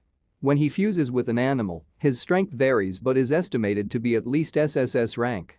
She also stated that Sooho does not have a ceiling for his skills, unlike other awakeners. The captain wondered if all irregulars are like Sooho and thought that if everyone who disappeared returned like Park Sooho, their country would become a superpower. Meanwhile, Myungjin was leading a group of children to a shed with farm equipment, unaware that they were being watched. Sooyoung and her group set off for the Daegu border, where the soldiers reported that conditions were not good. Sooyoung checked her phone while Sooho slept, unaware of her call. Ding-su was surprised to see a large donation despite Sooho's reveal as a level 4 dungeon returnee, as Junho asked about Myungjin's whereabouts. Sooho dreamed of reuniting with friends, but instead encountered a swarm of lizardmen. He thought of his Red Wolf family, past battles, and wondered where his friends had gone, speculating they may have teleported due to fear of the lizards. Sooho came down to eat, and at the table, he asked about Sooyoung calling her Blondie, but Ding-soo realized that Sooho doesn't know Soo-young's name. Shocking Junho and Ding-soo told him that her name was Choi Soo-young. Junho told them that Soo-young was dispatched to the country and said that she contacted him because Sooho wasn't answering his phone. Junho also told them they needed to recruit more members to man the measuring device and for when the portal burst as they can't handle it with their current numbers.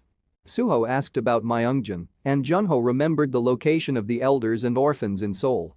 Ding-soo tried calling Myeongjin, but he didn't answer. Meanwhile, Soo-young's group reached the Necroville Red Zone and was told to turn off their communication devices. Soo-young sighed and turned off her phone, while Sooho saw her missed calls and tried calling back but couldn't reach her.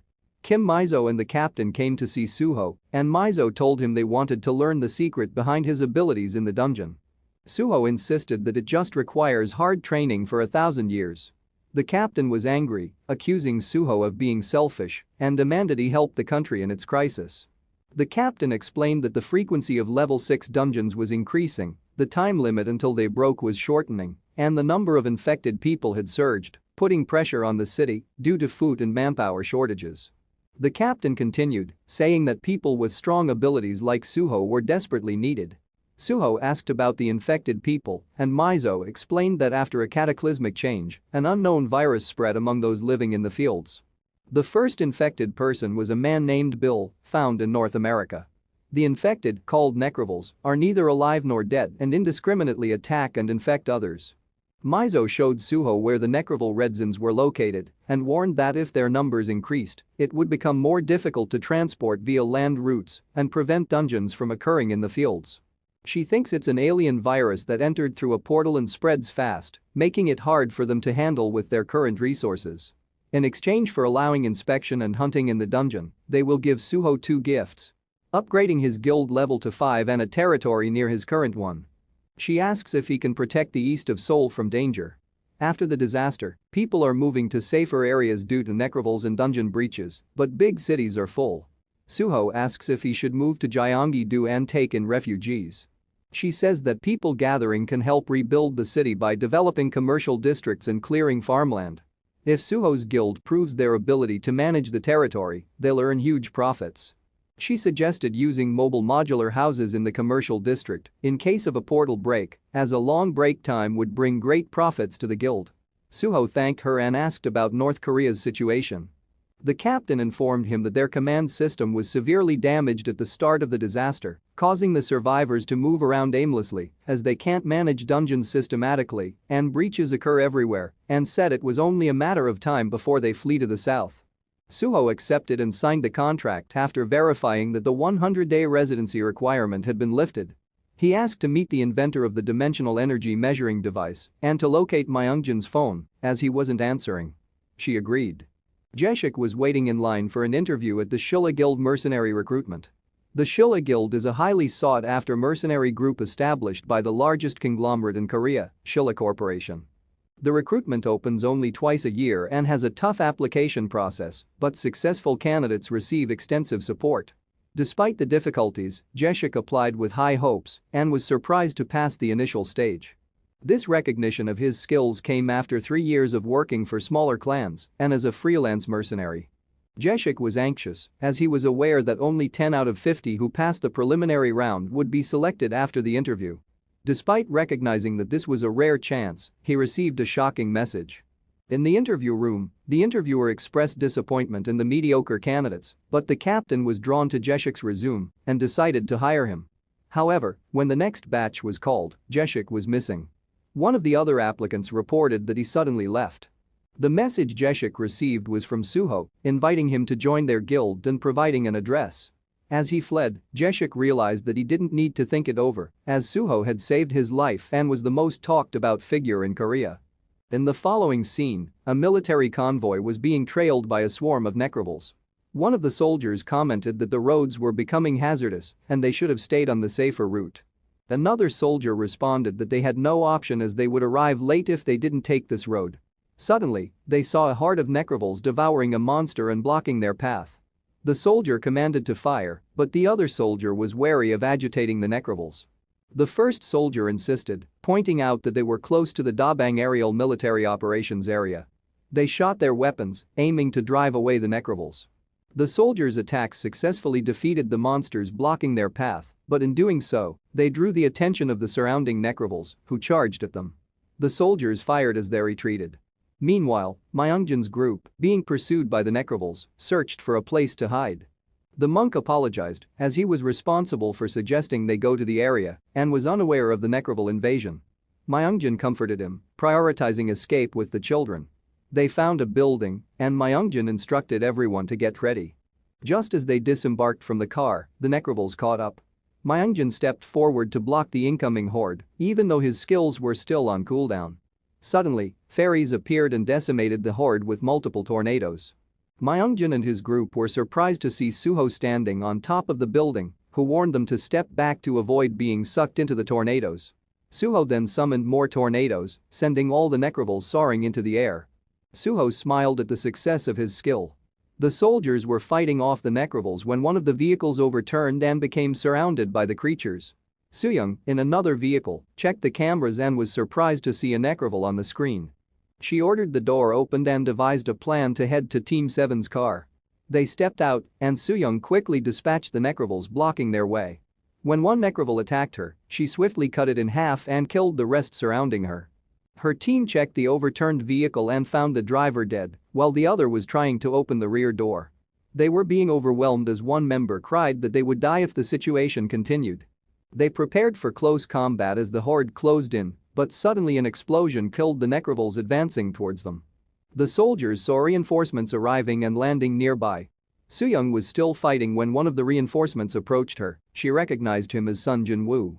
One of the reinforcements instructed the soldiers to duck as he prepared to attack, and while Jinwoo shielded Sooyoung, he fired, wiping out the surrounding necrovals.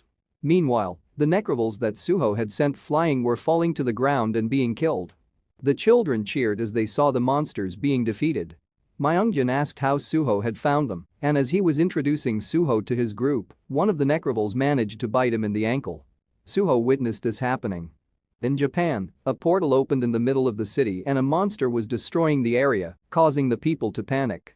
A woman fell over and sent her baby stroller to the streets, but Akita Hiro arrived and caught the stroller while his team fought the monster. Hiro attacked and killed the monster with multiple slashes, cutting it into pieces. The people cheered as Hiro walked away. In the car, Akiko informed Hiro about Sooho being just a dungeon returnee. He was satisfied knowing that he was right and not making a big deal about Sooho, but then he saw the photo of Sooho's group and recognized someone as the eighth evil. It was Junho's son Gunwoo. He was certain of it and thought the child should be in an orphanage now after he lost his father, which is why he put him at the end of his assassination list. The worst villain that originated from Korea. Hiro wondered why is he there. He recognized another person in Sooho's group. It was Jeshik, and he remembered him as the Hell Swordsman, Swordmaster Jang Jeshik. Followed by Myungjin, who will be known as the Undying Destroyer, Buddhist Master. He was shocked to see those people gathered in one place. Akiko then showed him Sooho's fight with the Lizard King, which shocked him. Akiko thought that Sooho was too strong for someone who returned from an F-rank dungeon. Hiro agreed. She continued that the articles saying that Sooho is an irregular like him might be true. Hiro was concerned as to why an irregular like Sooho, who he was unaware of, had appeared. He believed that Sooho might be a regressor like him, gathering notorious villains to alter the future. This could potentially jeopardize the plan that Hiro had been working on for the past 500 years. When Akiko noticed Hiro's unease, he shared his worry with her. Hiro felt the need to go to Korea to meet Sooho, but Akiko informed him that he cannot do that at the moment. Meanwhile, the children were in awe of the animals and vegetable garden, while Myungjin was speaking with the contractor. Mizo received news about the Sooho clan's dungeon activity and was shocked at their fast clear speed, estimating they could finish a dungeon in just 4 days. Mizo felt overwhelmed and thought that they should have placed restrictions on the number of raids. Meanwhile, Jang Jeshik was showcasing the blade that Sooho had given him, and he vowed to attain a B rank status as soon as possible while expressing his gratitude to Sooho. Myungjin also approached Sooho, asking for a favor. He was in need of a new weapon as his damage output was insufficient and he wanted a winged spear. However, due to his low level, he couldn't purchase one. Sooho bought the spear for him, and Myungjin thanked Sooho profusely, promising to repay the debt through countless curses and massacres. Akiko informed Hiro that they couldn't travel due to the air and sea routes being blocked off due to a wyvern nest outbreak. Hiro was surprised by this news, but then received a call from the minister saying he had to go to Hokkaido immediately for a level 7 dungeon appearance. Akiko pointed out that according to Hiro's prediction, this was not supposed to occur for another 5 months. Hiro realized that the events have accelerated, and if the level 7 dungeon couldn't be contained, it would cause a worldwide crisis. This troubled Hiro, as it would prevent him from adequately preparing for what was to come. Hiro believed that the only factor that had changed was Park Sooho and was confident that those close to Sooho would also possess great talents in the future. He believed there was only one regression stone, and that perhaps Sooho had regressed from a future further ahead in time than he himself was from. Hiro believed that Sooho was aware of his own existence and future and felt the need to meet him soon. If Sooho's intentions were different from his own, Hiro was prepared to kill him for the sake of mankind. He told Akiko of his decision to first go to Hokkaido. Inside the dungeon, Sooho asked Myungjin for an area taunt, and Myungjin obliged as Dingsu encouraged him to go louder. The group prepared for battle as they heard the approaching monsters. The lizardmen arrived, and Sooho summoned his spirits, using a tornado to send the monsters into the air. Dingsu sniped the lizards, earning points easily. Another group of lizards charged, but Myungjin used Dragon Rush, killing many of them. The lizardmen sent flying by Sooho began to fall, and Junho charged forward as Dingsu called out to the stunned Jeshik. The fallen lizardmen stood and were killed by Junho and Dingsu. One lizardman managed to get close and attack Dingsu, but Jeshik stopped it by chopping off its head. As they continued to kill the monsters around them, Jeshik reflected that no other guild would take an E-rank mercenary to level up in a level 4 dungeon for training. Suddenly, a lizard king appeared beside Jeshik, and Junho attacked it from behind, cutting off one of its arms. Jeshik delivered the final blow by chopping off its head, surprising himself with how easily he was able to kill it. Dingsu felt regret as they had to leave behind the blood crystal, as they needed to exit the dungeon because the boss was dead. Jeshik apologized, and they all ran towards the exit. As they were running, Myungjin felt pain from a bite from the necroval. The captain's team was investigating the dungeon and found nothing unusual, so they moved on to the next area. The base camp informed them that lizard spearmen were approaching, and the captain ordered 2 of his members to handle it. He asked for the location of the lizard king. At the base camp, one of the agents spotted something, but then saw the lizard king above them. The captain's group saw the explosion and received a report that the base camp had been breached by the enemy and was now under attack. The captain quickly ran to the base camp, defeated the lizard men blocking their path, and instructed everyone to retreat back to the base. At the same time, Jinwoo informed Sooyoung that they received insos while en route to Gyeongbuk. Sooyoung told Jinwoo that they were scheduled to meet with the CDC. Jinwoo informed her that there had been 2 level 5 dungeon breaches in the field and the entire CDC was on the move. He offered to escort them until they could meet up with the 2nd Armored Brigade. Suddenly, one of the helicopters was hit by a fireball from a monster. The soldier informed Kim Mizo that the video was sent by a member of the special force with a video recording skill to the CDC. Kim Mizo was incensed at the person who put everyone in danger by driving through a necroval red zone and threatened to kill them herself if they returned alive. She tried calling Sooyoung, but there was no answer. At the captain's base camp, one of the soldiers had their arms cut off by the Lizard King and jumped on them, but both were killed when the soldier detonated a bomb. The Lizard King's head fell in front of the captain and their group as the door opened, causing the captain to curse and feel humiliated. Kim Mizo was informed of the situation and found it unbelievable that they suffered so many casualties in a level 4 dungeon raid. She asked if any clues were found, and the agent reported that there was no clue related to the item. They confirmed that time in the dungeon was moving twice as fast as outside. Kim Mizo thought about Sooho, who returned after 10 years, meaning he spent 20 years in the dungeon. However, they already confirmed that Sooho's story about being there for 1,000 years wasn't a lie, and if the time in the dungeon was doubled, 500 years would have passed on Earth. Kim Mizo wondered how that happened. She ordered the expansion of the scouting party and to pick up the pace as Sooho's team was clearing the dungeons too quickly. The agent reported that the Sooho team had ceased raiding after approximately 7 hours with 50 successful clears and was currently on the way to the bureau to have their Awakener cards updated. In the car, Dingsu and Myungjin were asleep, except for Jeshik, who Sooho asked if he was tired. Jeshik replied that everything felt like a dream. He had worked hard for 14 years and never reached a level 3 dungeon, yet on the first day with the Sooho guild, he had raided a level 4 dungeon 50 times and killed lizard warriors that were on the same level as bosses in level 1 and 2 dungeons. Despite barely becoming an E rank after struggling for 3 years, he was now a D rank. He noted that if he had joined the Shilla guild, he would likely still be receiving rookie training. Upon arriving at the bureau, Sooho realized that the higher his level, the more clearly he could hear the voices during measurement. Kim Mizo informed him that the creator of the energy measuring device was Dr. Toddler from England, and she had requested permission to visit and would inform Sooho once she received a reply. Sooho planned to leave immediately once he received permission. Dingsu congratulated Sooho after seeing his dimensional energy was above C rank. Sooho wondered if he was the only one who could see others' information, as he noticed that his group had just found out his level. He asked the doctor who created the status window system, and she replied that there was a legend among engineers called the God Stone. After the Great Disaster, it was a core item that revolutionized the dimensional energy industry. Sooho and his group had never heard of it before.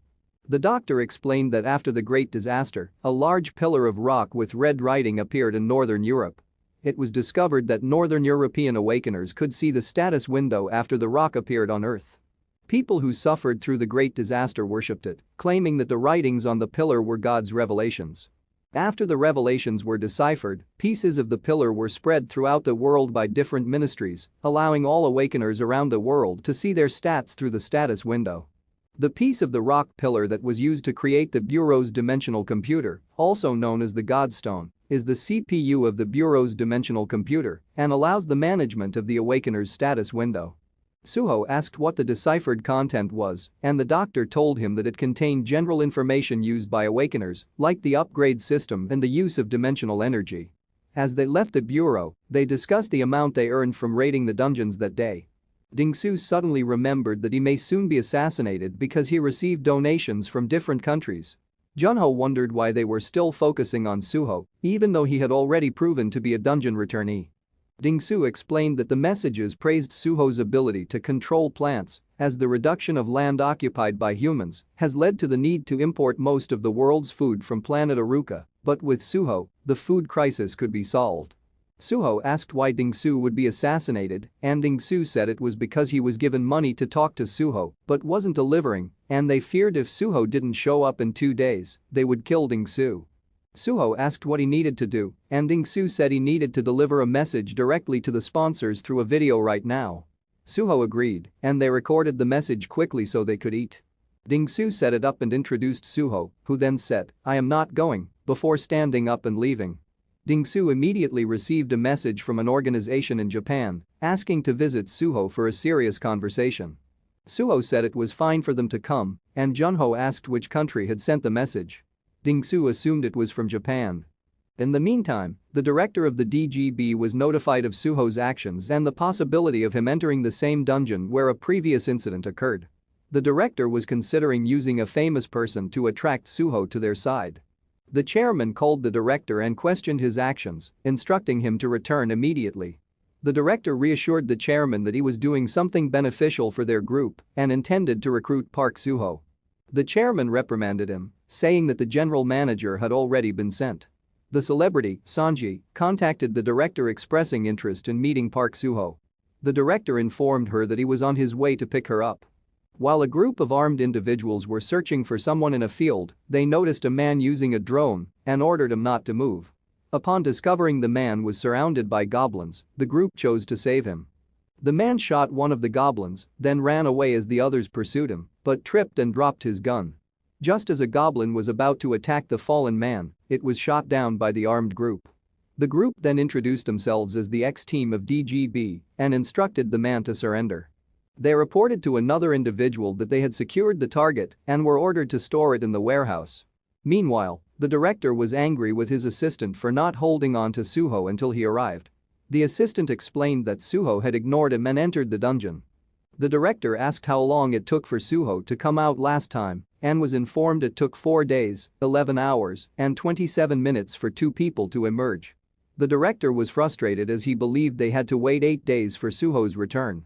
In the dungeon, Sooho stood atop a pile of dead orcs. He checked his status window and found he needed 3 more points to open the beast farm. However, he sensed that there was one more orc that was still alive, so he used tracking and found the orc. Sooho dashed to the orc and delivered the final blow, earning 23 achievement points. He opened the beast farm and chose a location for it. The information about the beast farm was displayed, and Sooho saw there was one hybrid and believed it to be Bekgu. Another group of orcs charged at Sooho, and a message prompted him to input a summoning command. After some thought, Sooho summoned all his wolves, intent on filling his beast farm to capacity. The director received a call informing him that Sooho had already emerged from the dungeon, which the director found unbelievable as Sooho had only entered a few hours prior. The assistant continued, saying that Sooho had gone back in and come out a second time after only 2 hours. The director still had his doubts and called Sanji. Meanwhile, inside the dungeon, Sooho continued to fight the orcs. A barrage of arrows was shot in their direction, and Sooho ordered his wolves to retreat. Some of the arrows hit the orcs, but his wolves retreated safely. Sooho transformed wings on his back as the orcs shot arrows at him, flew inside the castle, and used a tornado to block the orcs. The orc lord jumped down in front of Sooho and merged with one of the wolves. Sooho attacked the orc lord, hitting it in the face and knocking it down, then lifted the orc lord into the air with a tornado. Sooho followed and delivered a kick that sent the orc crashing back to the ground. He then dropped down violently and finished it off. Sooho ran to the wolf pen and used his taming skill, then sent the wolves to the beast farm. After emerging from the portal, Sooho felt the side effects from merging and realized that if he entered one more time, he could fill all 100 spots in the beast farm. However, Sanji approached him. As Sanji approached Sooho, the media was already buzzing with rumors of their supposed relationship. The director was thrilled to hear that Sanji had made contact with Sooho and rushed to his location. Upon arriving, he found Sanji crying and asked where Sooho was. She told him that Sooho had left after a drink and said he didn't like her because she was weak. Enraged, she stood up and decided to awaken. The director and his assistant were talking when they saw Sooho emerge from the dungeon. The director ran over to try and introduce himself, but Sooho quickly returned to the dungeon, causing the director to become angry. However, he was stopped by Chief Secretary Chien. The director was told to rest while the secretary took over. The secretary informed the chairman that Sooho's abilities were more powerful than they had anticipated. Sooho looked at the stats for the beast farm and saw that it was already filled and that at level 2, its capacity would increase to 200. He decided to call it a day. The chief secretary introduced himself as Chien Demying from the DGB group and apologized for a past accident. He invited Sooho to a meal, which he accepted. After eating, the secretary offered Sooho a gift. When Sooho asked what the DGB wanted from him, the secretary explained that they wanted to partner with the Sooho Guild. The DGB Guild has yet to rise to a position where it can represent one of Seoul's 12 sectors because they haven't formed a level 6 combat team. Sooho replied that he had no interest in becoming one of the representing guilds of Seoul's 12 sectors. The secretary responded that their aim was not to be one of the 12 representing guilds in Seoul, but rather to establish a 13th sector with the Sooho Guild. He explained that like the 12 sectors in Seoul, if there is a level 6 guild stationed in a particular area, a city will form around it. However, the guilds within the 12 sectors are struggling to handle level 6 dungeons, causing anxiety among the citizens. If a 13th guild, which can provide peace of mind, is established, people will start moving to the 13th sector, and the value of land will skyrocket. The secretary was confident that the Sooho Guild was capable of fulfilling the citizens' hopes. However, there was a challenge that the Sooho Guild couldn't overcome on its own. They lacked the resources, manpower, and experience to create and manage a city by themselves. The tasks included raiding dungeons, managing dungeons, planning and building the city, all while working with the government and negotiating with various companies. Sooho understood that DGB had the financial and experiential resources but not the strength, and they wanted to partner with the Sooho Guild to lend their power. The secretary saw an opportunity to invest in the Sooho Guild and asked if they could accomplish it with just their current members. He assured Sooho that DGB would be the best partner for the Sooho Guild. Sooho suspected that DGB wanted control over the construction of residential and commercial areas around the dungeons, but he agreed with what the secretary had said. Sooho requested time to think about it. As he stood up to leave, the secretary informed him of another gift, which was difficult to obtain. The gift was the president of the Yungari Loan Company, who was on the wanted list and had fled to the fields. The secretary offered to have him taken care of, but Sooho declined, telling the secretary to do as they pleased. However, Sooho then remembered something and called Junho. He instructed Junho to go to the given address as someone wanted to see him. Sooho told the secretary that his younger brother would take care of it. Junho arrived at the designated spot and was directed to a container. Inside, he found the president of the Yungari Loan Company. The loan shark asked about Sooho's presence, and Junho replied that he wasn't there. The loan shark chuckled and expressed regret for hitting him, to which Junho forgave him. The loan shark then shifted blame to the bureau and the DGB for scamming Sooho into the level 5 dungeon. Junho was ready to leave, but the loan shark stopped him, seeking his help in getting out. The loan shark mentioned that he lent Junho money and found work for Gunwoo's mother when they were in need. Upon hearing about Gunwoo's mother, Junho paused. The loan shark explained that he used to run the Yungari Employment Center and remembered her coming to him, desperate for work. The truth of the situation was revealed. The loan shark and his accomplices went to Junho's home to collect payment, but he was not there. They then offered a contract to sell the organs of Junho's family member and warned that if Junho was absent the next time they visited, they would take her instead. Junho inquired about what happened, and the loan shark revealed that she begged for mercy while holding Gunwoo. Junho asked where she was and the loan shark promised to take him to her if Junho agreed to help him. Meanwhile, Sooho received a message from Kim Mizo saying that a response had come from Dr. Toddler and he agreed to meet Sooho in England. Sooho was thrilled at the prospect of meeting the doctor, who might know about the connection between the time mix-up, the dimension crack, and the planet he was on. He hoped to find a way to reunite with his brothers. Concerned about Junho, Sooho tried calling him but received no answer. He instructed his driver to take him to the DGB container. When Junho and the loan shark arrived at the designated location, the loan shark assured Junho that his men would take him to his wife. However, they were surrounded by armed thugs as the loan shark greeted his men. One of the thugs recognized Junho and taunted him. The loan shark informed the group that Junho was searching for his wife and ordered them to take him to her. They led him into a building and flipped on the lights, revealing a blood-filled grinder. The thugs discussed which grinder they used on Junho's wife.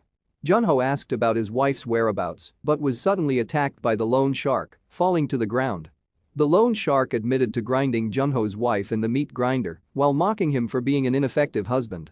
The loan shark continued to beat Junho with a bat, blaming Sooho for the downfall of his business. Junho endured the beating as memories flooded back. After high school, playing gore games was his only escape, then he met his future wife Mijing. When they had a baby, Junho was playing games while his wife cried in secret. He believed the only gift he could offer her was the hysteria of someone fleeing poverty and reality. One of the criminals informed the head that the grinder was prepared. Exhausted from beating Junho, the loan shark told Junho to go see his wife. Junho believed that if he saw her again, he would plead for another chance. The leader instructed to shatter Junho's ankles, as they did to his wife, and then slowly lower him into the grinder head first. A criminal raised a sledgehammer to strike, but Junho thanked them for reminding him of the past and stated he deserved the pain, but he felt nothing.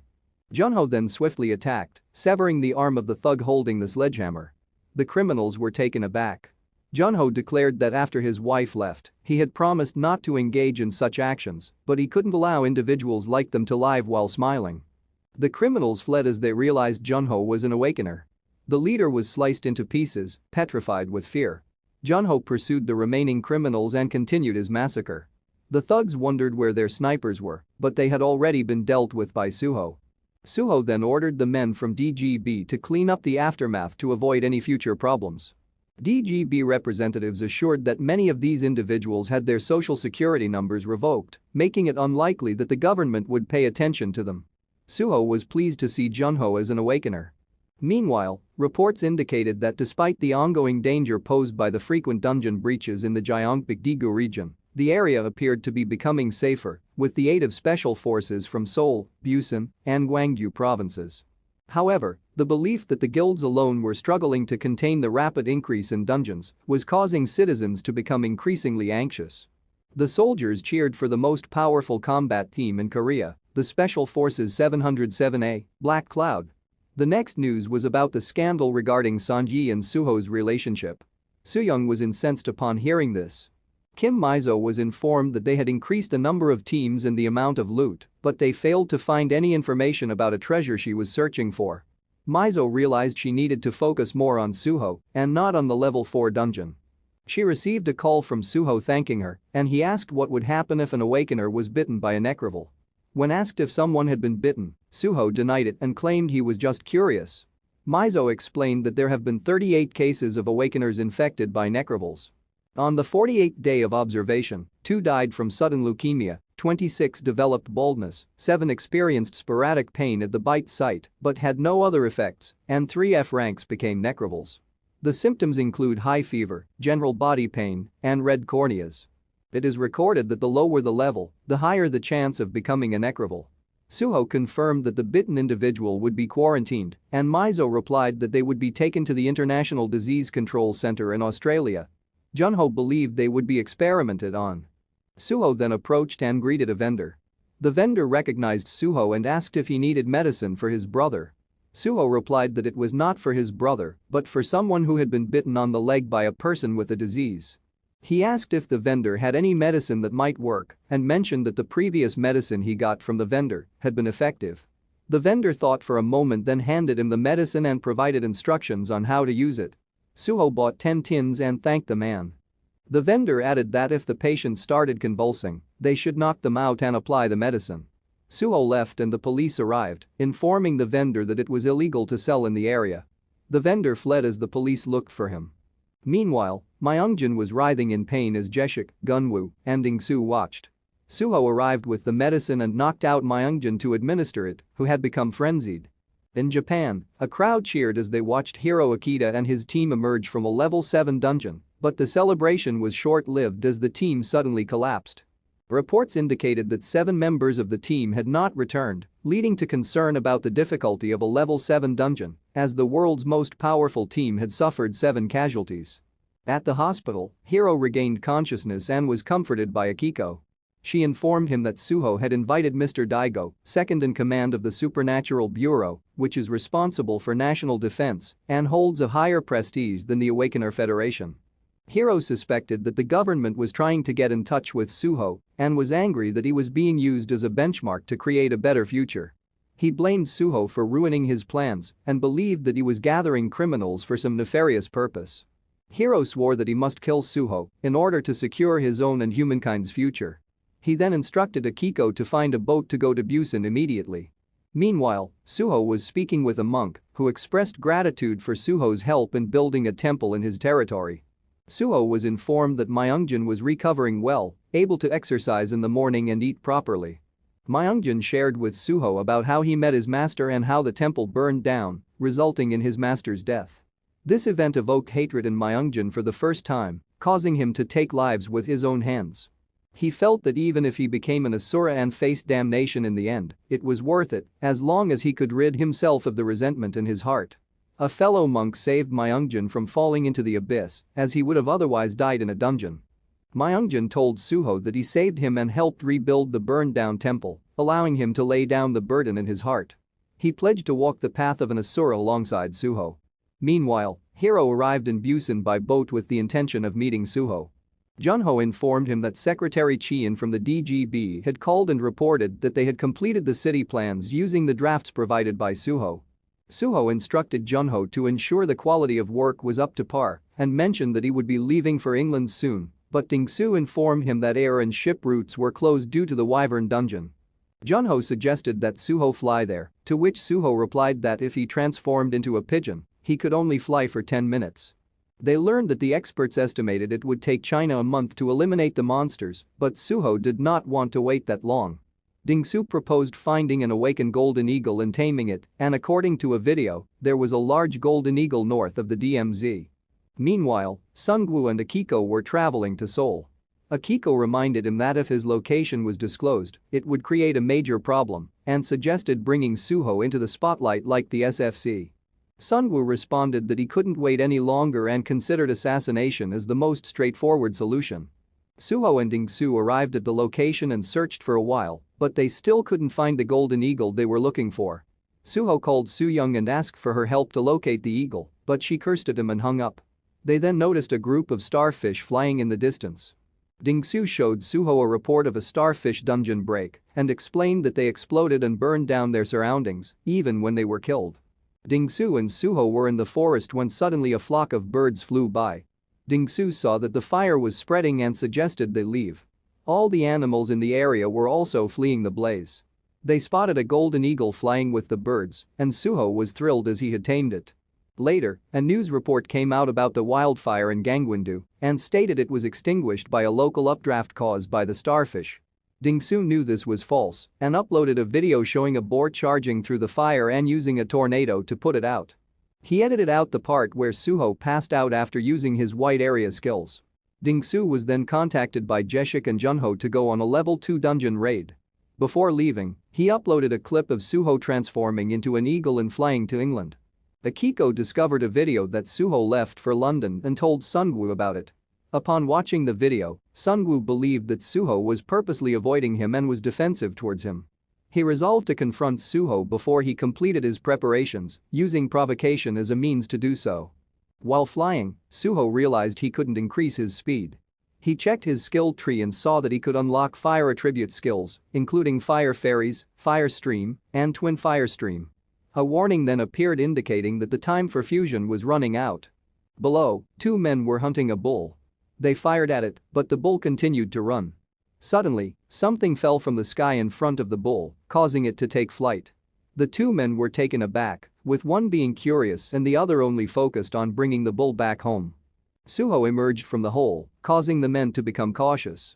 The men questioned Sooho as he introduced himself, with one of them, Kim Chul-yeong, introducing himself as well.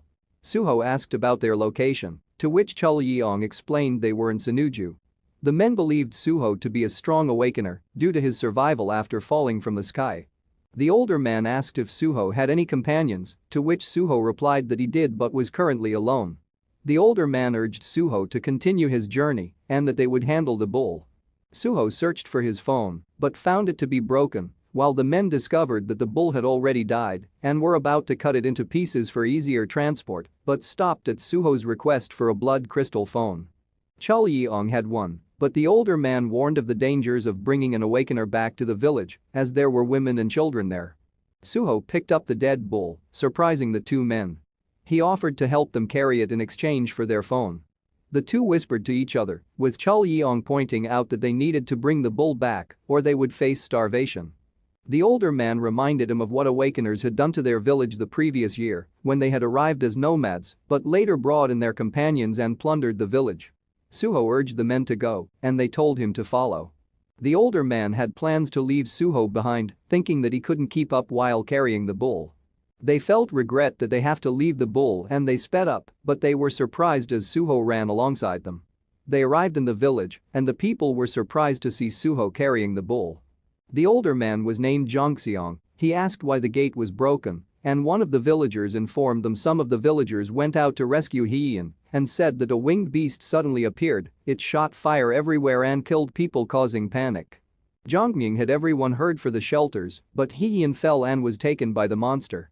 Jongseong asked where the monster had taken Hyeon. They informed him that the monster went over the rocky mountain. Jongseong immediately left on his motorbike as Chul-yeong asked for Sooho's help. Sooho's told him to lend him their phone when he comes back and flew toward the mountain. Meanwhile, the men who came to rescue Hyeon were being attacked by a giant bear. One of the group members was swiped and sent flying by the bear. The group charged at the bear but were overpowered by it. The bear approached the leader, but Sooho appeared, kicking the bear away. The group was surprised and questioned who he was, to which Sooho replied that he was helping Chul-yeong. He asked where Hyeon was, and Jongmyung told him she was taken to the winged creature's nest on the mountain. Sooho noticed one man was severely injured and gave him a potion. Suddenly, the bear appeared behind Sooho, but he kicked it multiple times, causing it to fall over. Knowing the bear was only playing dead, Sooho ordered it to get up and follow him. The bear immediately sat in front of Sooho and he named it Ilgam. He saw that it had been dethroned by the winged creature and it made the bear upset. Sooho asked the bear to lead him to the winged creature for his revenge and the bear roared excitedly in response. Jongseong arrived and Sooho informed them of his plan to bring the child back and for them to fulfill their promise. Sooho then left with the bear and flew towards the mountain. Meanwhile, in a cave, a hurt dragon was eating while Hee-in cowered in fear. Ilgam and Sooho arrived and attacked the dragon. Sooho merged with the bear and saw the monster's information, discovering it was a wounded wyvern. The wyvern bit Sooho's arm, but he defeated it by smashing it to the ground and throwing it out of the cave. Sooho instructed Hee-in to remain still, and he considered if he could tame the wyvern since its dimensional energy was higher than his. He then received a message about wyvern taming, stating that if the beast's dimensional energy is 100 points higher, it can be tamed if its constitution is below 10. Ilgam's emotions suddenly overwhelmed Sooho, and he punched the wyvern, causing it to fall off the mountain and reducing its constitution to 16%. Sooho struggled to control himself and continued to attack. Sooho tried to stop the attack, but it still connected, sending the wyvern flying. Realizing that he shouldn't kill the wyvern, Sooho cancelled the fusion spell and sent Ilgam back. The falling wyvern hit the rocks, causing its health to deteriorate further. But Sooho tamed and healed the wyvern, restoring its health. Sooho then mounted the wyvern and took flight. When the villagers saw the winged creature approaching, they prepared for battle, but their leader recognized Hee-in and Sooho riding the wyvern, and the villagers stood down. Sooho and Hee-in landed and were greeted with a celebration from the villagers. They shared a meal together and watched as the wyvern played with the children. Through taming the wyvern, Sooho saw its past and learned that it was part of a group of wyverns that were nearly destroyed by a Chinese and Russian alliance. The wyvern had been flying far behind the group, which allowed it to escape the battle. Despite successfully fleeing the battlefield, the wyvern was in pain and suffering from hunger when it stumbled upon the village and took the child. It then discovered Ilgam's cave, which was filled with the bear's food supplies. The villagers expressed their gratitude to Sooho and explained their situation. Before the great disaster caused the government to collapse and warlords gained independence, they lived a happy life, helping each other and treating each other like family. But as fighting became difficult, they were separated and forced to scatter. With survival becoming increasingly difficult, many people began to flee to the mainland.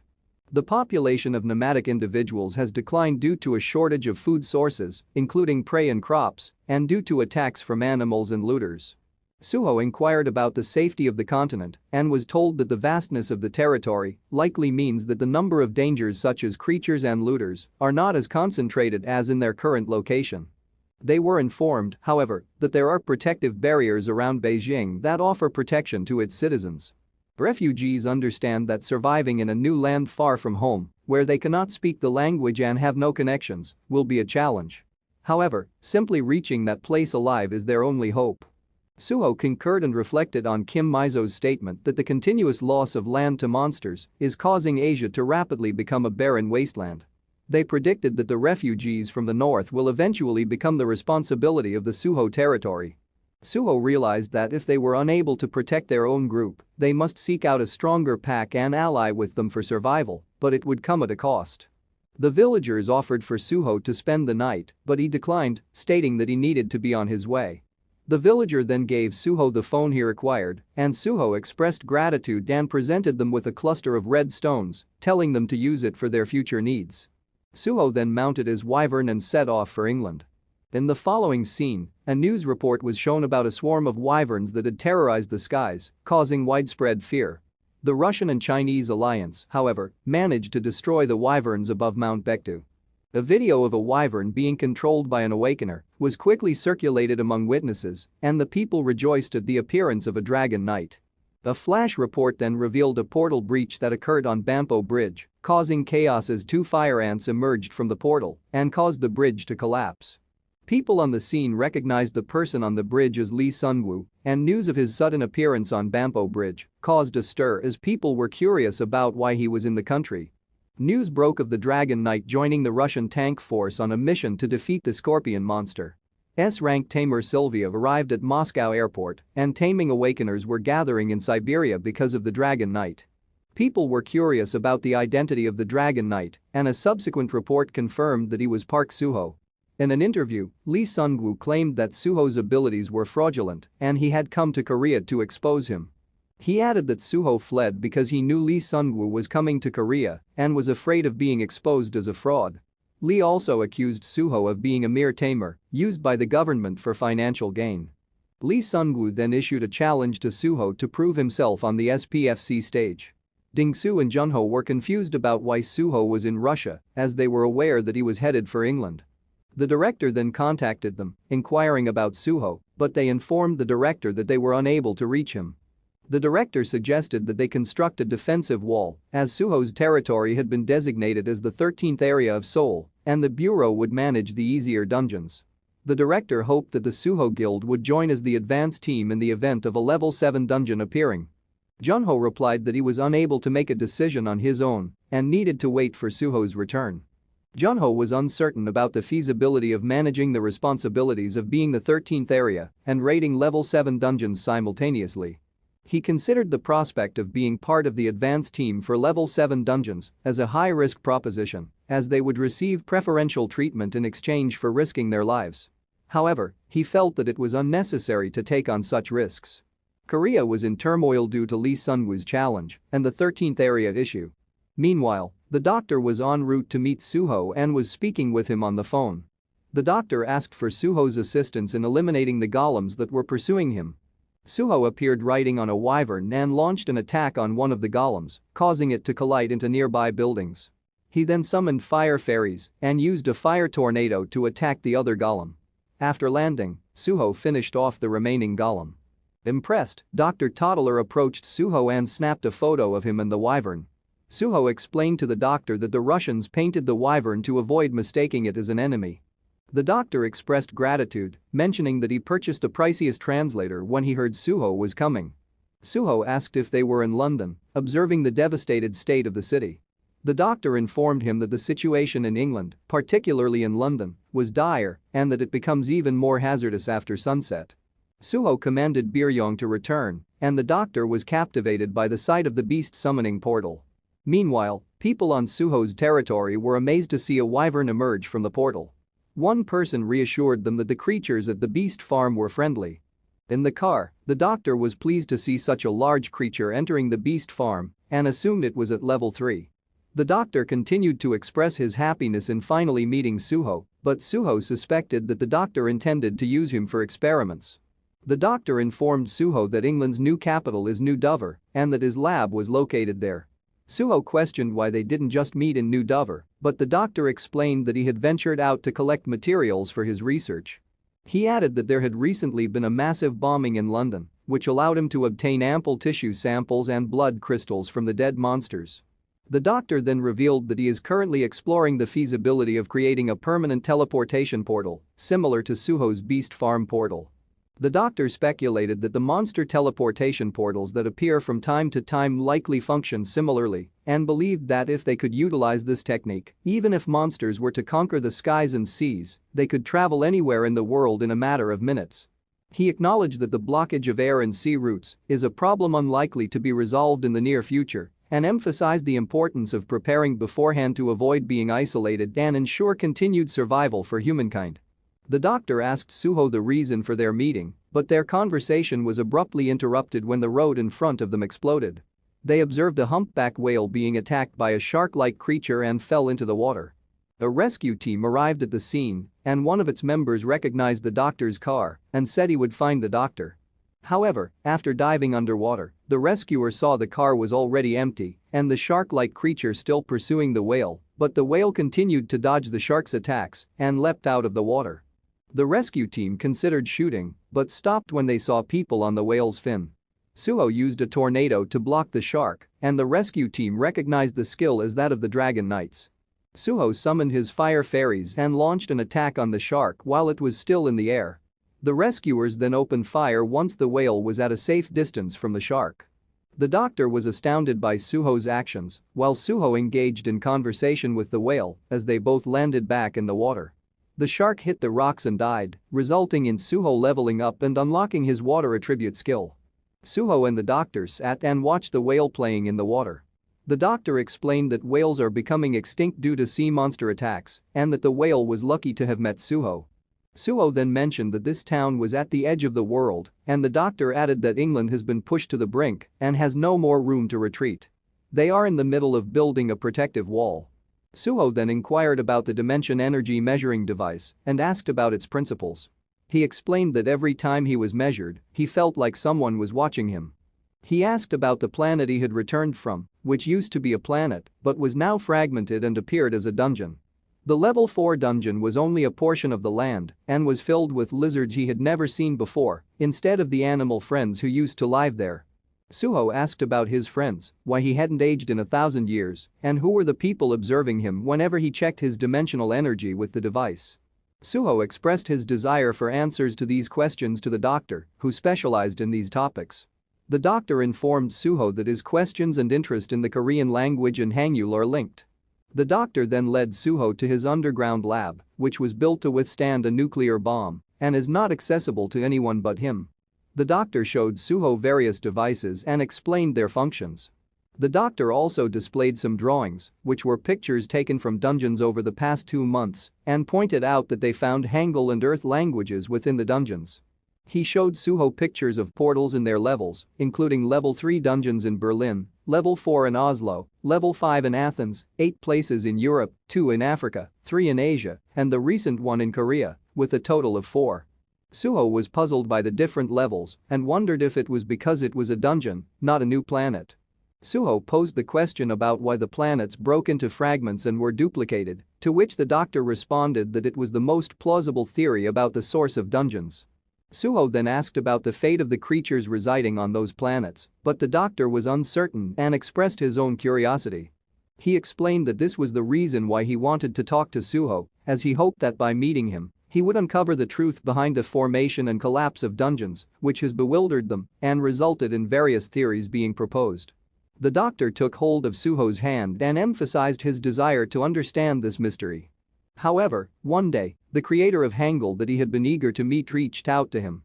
The doctor asked Sooho to work with them to find the answers they sought. Sooho was somewhat disappointed, as he believed the doctor didn't have any answers. The doctor then presented him with a memory stone and instructed him to place his hands on it and close his eyes. When Sooho did so, he was immediately met with the feeling of being observed. He opened his eyes in surprise. The doctor explained that although there are variations, all highly sensitive awakeners have felt somewhat uneasy when using the memory stone. Sooho questioned if the memory stone was the basis for the dimensional energy measuring device, and the doctor confirmed this to be true. The doctor further stated that they did not create the memory stone and that it descended from the sky during the disaster, along with the portals. The memory stone's purpose took some time to uncover, but the discovery of it and the God Stone, which also fell during the disaster, led to the establishment of the dimensional industry. Although the Great Disaster caused severe damage in Europe, it was also seen as a blessing from a researcher's perspective. The doctor explained that thanks to the information stored in the memory stone, they were able to develop numerous devices, including the stone case. The memory stone can exchange information with anything it comes into contact with. The doctor asked Sooho to place his hands on the device and was amazed to see that Sooho's dimensional energy was B rank in just 3 months. Sooho realized that it was a portable measuring device, which the doctor confirmed and planned to further miniaturize. The doctor also showed Sooho another device created with the memory stone that can measure a person's physical information, such as strength and agility. This way, they can classify awakeners based not only on their dimensional energy, but also their physical abilities, allowing for more effective combat team. Sooho confirmed that no awakener has been able to view not only their own physical attributes, but also those of others. The doctor then proposed that Sooho test the device, but when Sooho placed his hands on it, it malfunctioned and displayed an error. Sooho asked the doctor about the origin of the memory stones, and the doctor informed him that they are mined from the planet Aruka. Meanwhile, Lee Sungwoo arrived at Sooho's territory and met Gunwoo.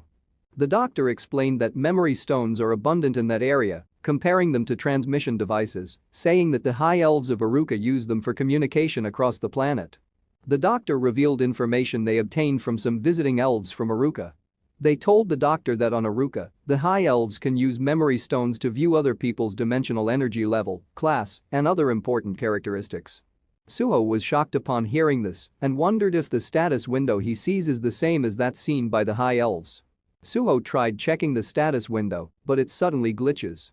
The doctor then left to fix the device and said goodbye. Sooho looked at the lab and saw reports on his writings and estimated that the author of the writings was at least 200 years old. He decided to go to Aruka as they may have information about the entity observing him and the secrets surrounding the Great Disaster and the appearance of dungeons. The guide arrived, and Sooho asked if he could reach the portal he was pointing to. The guide told him that it was the South Portal E101 in London and asked if Sooho wanted to participate in clearing the portal dungeon, to which Sooho agreed. The doctor was perplexed after finding that the device was functioning properly but had malfunctioned when Sooho used it. An S-rank awakener named David came to see Sooho, but the doctor informed him that Sooho had already left and asked David to try the device, which worked fine. The doctor complimented David's high stats, to which David replied that one must have at least 4 digits to be considered impressive and said goodbye. The doctor then discovered that the device's limit was only 999, so he retrieved Sooho's data and increased the limit of the device. The doctor was shocked by the result. Sooho arrived at the location as the guide informed him that it was a level 5 dungeon filled with giant grasshoppers and there were 18 hours left until the dungeon broke. They then saw a group of helicopters battling a monster on a screen, and the guide explained that more than half of the area was engaged in battles, but that this would not prevent them from raiding dungeons. Suddenly, a chopper crashed in front of them, sending debris flying their way, but Sooho saved the guide from the flying metal. The people there recognized Sooho as the Dragon Knight. The guide thanked Sooho and informed him that the entry procedures had been taken care of and introduced him to the Lawrence Corporation's Phoenix team, one of the best combat teams in England, who had been assigned to Sooho as an A-rank combat team. The leader introduced himself as Robert Cole, captain of the 2nd Phoenix team, but Sooho walked past them and stated that he was going to raid the dungeon alone. The guide tried to stop Sooho, but he had already entered the portal. The guide was concerned for Sooho's safety. Then, David arrived and asked about the Dragon Knight. The guide informed David that Sooho had entered the dungeon alone and expressed his worries. David chuckled and said he would be waiting and to let him know when Sooho comes out. The guide and the Phoenix team were taken aback when Sooho emerged from the dungeon. The Phoenix team was discussing the difficulty of the dungeon and considering giving up, but they were surprised to see Sooho come out. David greeted Sooho, but just then a fire boar charged at them. David swiftly defended by attacking the boar, sending it flying. David and Sooho introduced themselves, and David expressed his desire to meet Sooho because he saw how Sooho defeated the shark monster and felt they were similar.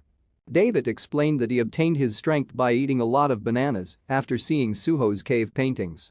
David did so and was eating bananas during his training. David then expressed his desire to see Sooho fight a monster using only his strength, and Sooho agreed. They entered the dungeon together and cleared a level 5 dungeon 15 times in 40 minutes just before a dungeon break. It was reported that the queen was expected to award Sooho with knighthood. Meanwhile, Kim Mizo and the director were discussing how to bring Sooho back to Korea, but Kim Mizo was confident that Sooho would return after checking online and showing a video of Lee Sungwoo, causing a major disturbance. Sooho was at a party and talking to David. David advised him not to be swayed by the champion's provocations, but Sooho was confused. David informed him that Lee Sungwoo had challenged him in an interview and referred to him as a psycho murderer. David explained that he fought and lost to Lee Sungwoo and showed the damage Sungwoo did to him. Many subsequent challengers died. David also informed Sooho that Lee Sungwoo killed even those who surrendered. Sooho asked why, but David didn't have an answer. David advised Sooho to stay away from Hero. Sooho then saw the news that Lee Sungwoo had attacked Sooho's territory. Sooho called Junho and was informed that Hero had come and threatened to kill everyone if Sooho didn't come out.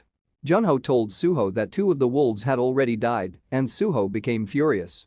He attempted to utilize the system, however, it remained ineffective, and he discovered that the alarms failed to notify him due to the error in the status window. David advised Sooho not to go and was certain that Hero had a motive. He explained that for a champion to taunt an awakening that isn't even ranked yet, there was a high probability that something would happen. Sooho disregarded David's advice and left anyway. He attempted to summon the wyvern, but failed. Meanwhile, the doctor was watching and was disappointed that Sooho was leaving and wanted to keep him in the country longer. The system then returned and Sooho saw the messages about the 2 wolves dying. The wyvern then arrived. The doctor was holding an artificial ore called Arukamite, and he deduced that Park Sooho's abilities were the same as the High Elves, and that Park Sooho's status window was probably not functioning properly after he touched the Arukamite. He further explained that after coming into contact with an Arukamite of this size, an error appears on the status window, causing all skills that use dimensional energy to halt for approximately 24 hours.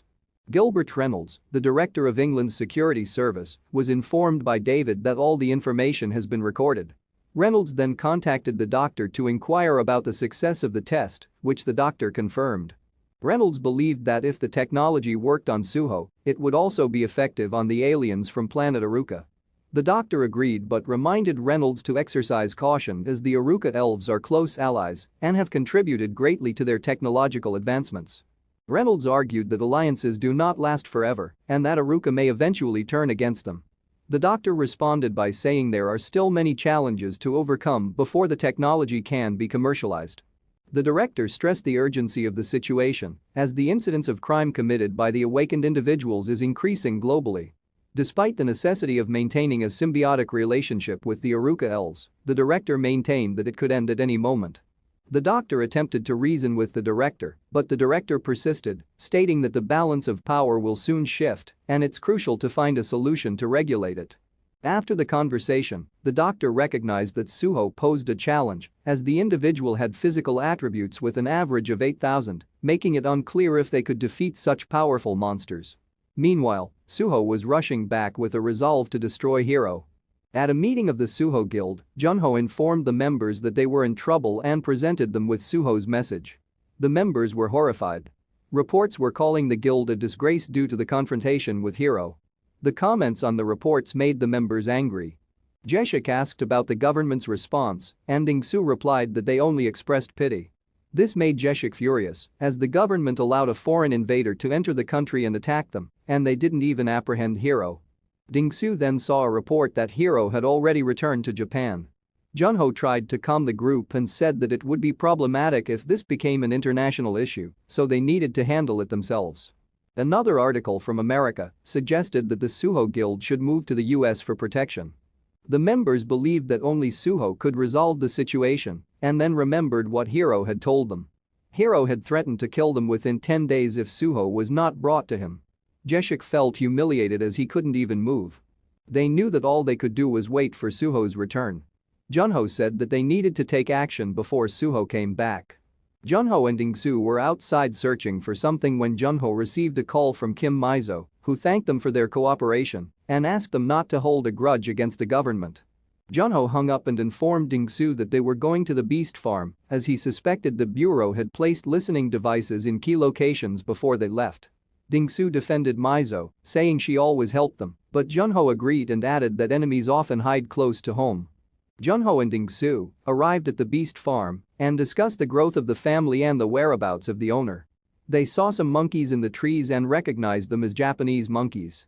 However, a flash report caught their attention and informed them of Park Sooho attacking Tokyo. As Park Sooho landed, the people nearby panicked. He yelled for Hiro to come out. The criminal task force of the Awakener Federation had arrived at the scene, along with tank battalions and unmanned air drone battalions. Junho and Dingsu were concerned as they saw reports about the situation. At the Japanese Ministry of Defense, a combat satellite was targeted on Sooho.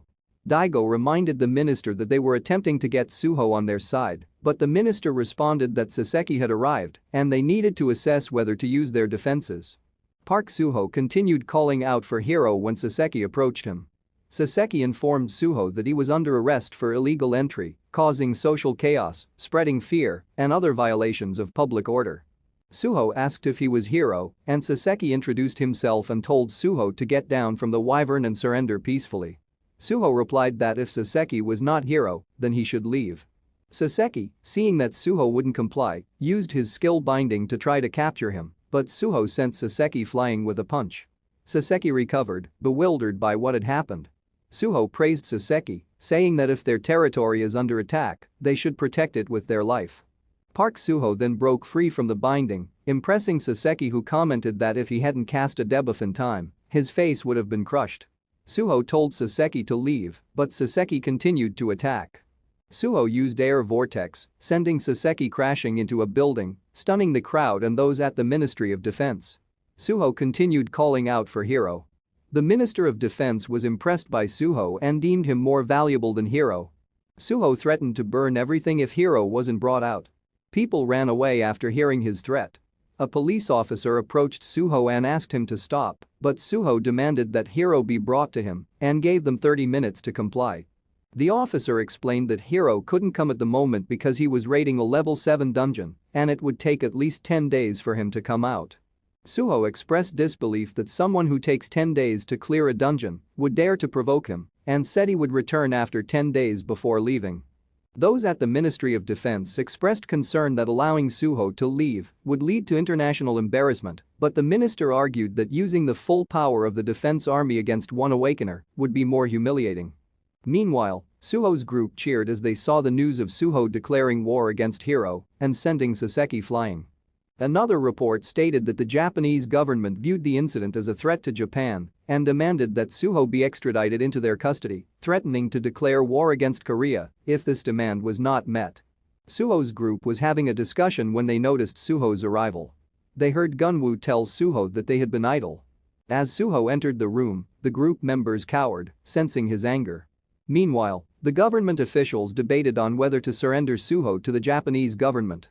The president arrived and inquired if Sooho and Sungwoo knew each other, to which the assistant replied that there was no connection between the two. The officials were perplexed as to why Sungwoo would attack Sooho. The director presented two theories. Either Hiro had grown envious of Sooho's rapid rise to fame, or the Japanese government had planned to scout Sooho. The director emphasized Sooho's significance, explaining that not only Japan but countries all over the world were eager to recruit him due to his unique skill of mastering the elemental magic typically only performed by the high elves of planet Aruka. The officials were told about the recent rise in the number of people who had returned from the planet Aruka after studying it with great difficulty. However, there was no awakener who could perform area magic. One of the officials asked if it was the instant harvest ability, and the director confirmed it. The director explained that Sooho was like a winning lottery ticket that could bring in a lot of money. The officials changed their stance and decided to protect Sooho, even if it resulted in war. While Sooho's group stumbled out of a portal, exhausted, Sooho told them to get up as they still had 10 rounds left. He then received a call from Kim Mizo, who informed him of Japan's reaction and proposed a solution. Sooho then met with the manager of SPFC, Max, who told him about Hiro's provocation. Sooho was confused as to why he would do such a thing, and Max explained that it was all for the sake of earning money.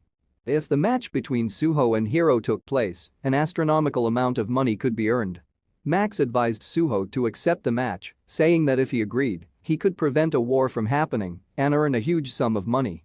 Sooho asked if he could legally kill Hiro if he agreed, to which Max confirmed that the SPFC rules wouldn't hold him accountable for any accidental deaths. Kim Mizo then informed Max they would discuss the matter further with Sooho and get back to him. Max left, and Mizo assured Sooho that he didn't have to agree to the match if he didn't want to, and that there wouldn't be a war.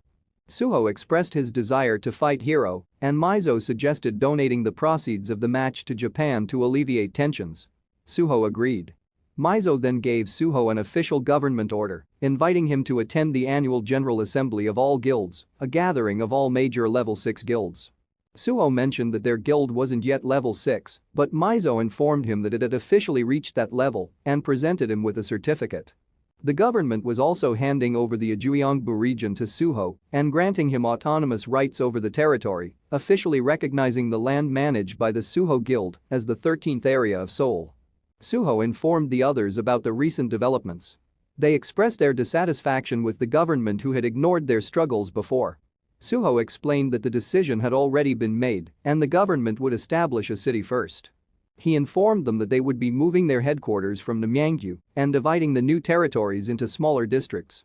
Myungjin then came across some news stating that with the agriculturalization of Sooho's land, Korea was poised to become a major grain producer, bringing in a significant amount of income.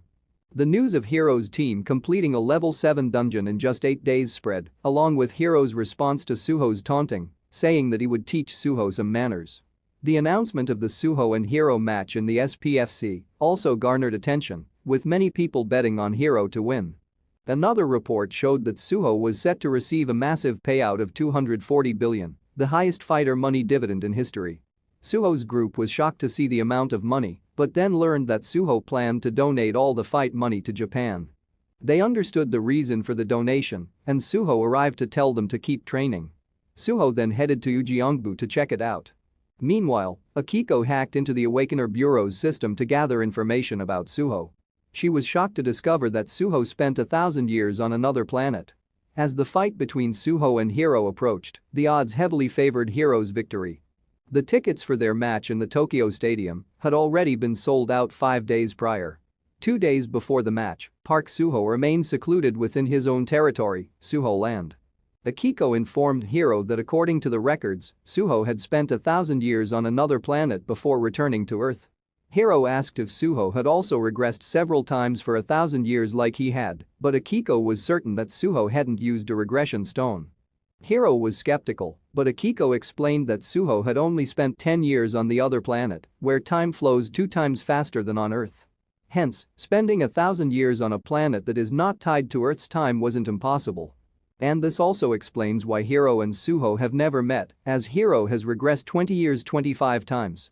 Hiro wonders how Sooho didn't age during this time, and Akiko researches and finds the existence of the rare item called the Crimson Divine Peach. This fruit only appears once every 1,000 years on one of the planets and disappears after 10 days, but grants eternal youth and immortality to whoever eats it. Akiko expresses concern as Sooho has lived longer than him, but Hiro responds that he won't let anyone interfere with his plans. On the day of the match, the news was still searching for Sooho's whereabouts. Meanwhile, Sooho was occupied with farming on his territory, while Dingsu informed him there were only 3 hours left and told Sooho that he had to leave. Sooho summoned his wyvern and instructed Dingsu to raid some dungeons before he departed. In the stadium, the crowd assumed that Sooho had given up on the match. Hiro inquired about any news regarding Sooho, and Akiko informed him that Sooho had recently expanded his land to Ujeongbu. Hiro was confident that Sooho knew what was to come in the future, as the first level 7 dungeon to open in Korea was in Ujeongbu. He remembered the combat unit that attempted to challenge the level 7 dungeon as soon as it appeared was destroyed, and Korea, which lost half of its total S-rank awakeners, was unable to prevent the dungeon break in the end. The use of large explosives to eliminate the level 7 monsters resulted in Ujeongbu being reduced to ashes. Soon after, there were numerous dungeon breaches on the continent, and the monsters that traveled south through North Korea caused South Korea to completely collapse. Hiro believed that the government was trying to prevent all of this from happening by propelling Sooho forward. Sooho made his entrance and landed on the stage to the cheers of the Korean crowd. He called back his wyvern and challenged Hiro. The crowd yelled Hiro's name as he stood up, but Akiko remained worried, even though Hiro reassured her that he would return safely. Hiro approached Sooho and asked if he was a survivor of the apocalypse and if there was another regression stone and how many years he could regress with it, but Sooho was unaware of what he was referring to. Thinking that Sooho was feigning ignorance, Hiro attacked. Sooho countered with a punch that sent Hiro flying and bouncing on the floor before hitting the barrier. The onlookers were taken aback. Sooho approached Hiro and mocked him for his weakness, telling him to get up. Hiro rose to his feet, confused by what was happening. Sooho told Hiro he was like a frog in a well, causing Hiro to become enraged and attack, but he was repeatedly hit by Sooho. Sooho then used a tornado to deliver a powerful kick, causing Hiro to crash onto the ground. Sooho followed up with a fire skill, destroying the area and leaving the spectators stunned as they watched Hiro getting overpowered. Finally, they saw Sooho holding Hiro by the neck. Sooho realized that Hiro was only pretending to be dead and asked why he came searching for him. Hiro answered that he wanted to kill Sooho and that he deserved to die as his HP recovered.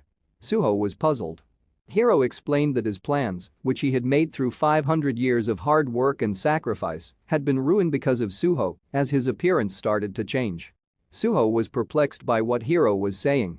Hiro then transformed into a monster and shouted that he needed to save the Earth. He used the Fury of God, a devastating skill that destroyed the area and sent Sooho flying back. The stadium was ruined, injuring and killing those in the vicinity. Hiro was pleased with the Fury of God, a skill so deadly and powerful that the human body cannot handle it, and so he had to call upon the physique of a monster. He couldn't believe that he had used the skill, which he had been saving for the level 8 boss, the Toad Monarch, on a mere human like Sooho. Hiro was taken aback when he spotted Sooho emerging unscathed from the rubble, and he inquired about the source of Sooho's immense strength. Sooho told him that it wasn't due to any item, but rather a skill named Forest's Blessing that fully restored lost stamina and mana in just 5 seconds. Hiro was infuriated by Sooho's smile and launched a sudden attack, shouting that the planet would be destroyed because of him. Sooho saw Hiro's information and realized that he was a U-rank monster hybrid. Sooho effortlessly blocked Hiro's attacks and retaliated with a swift kick.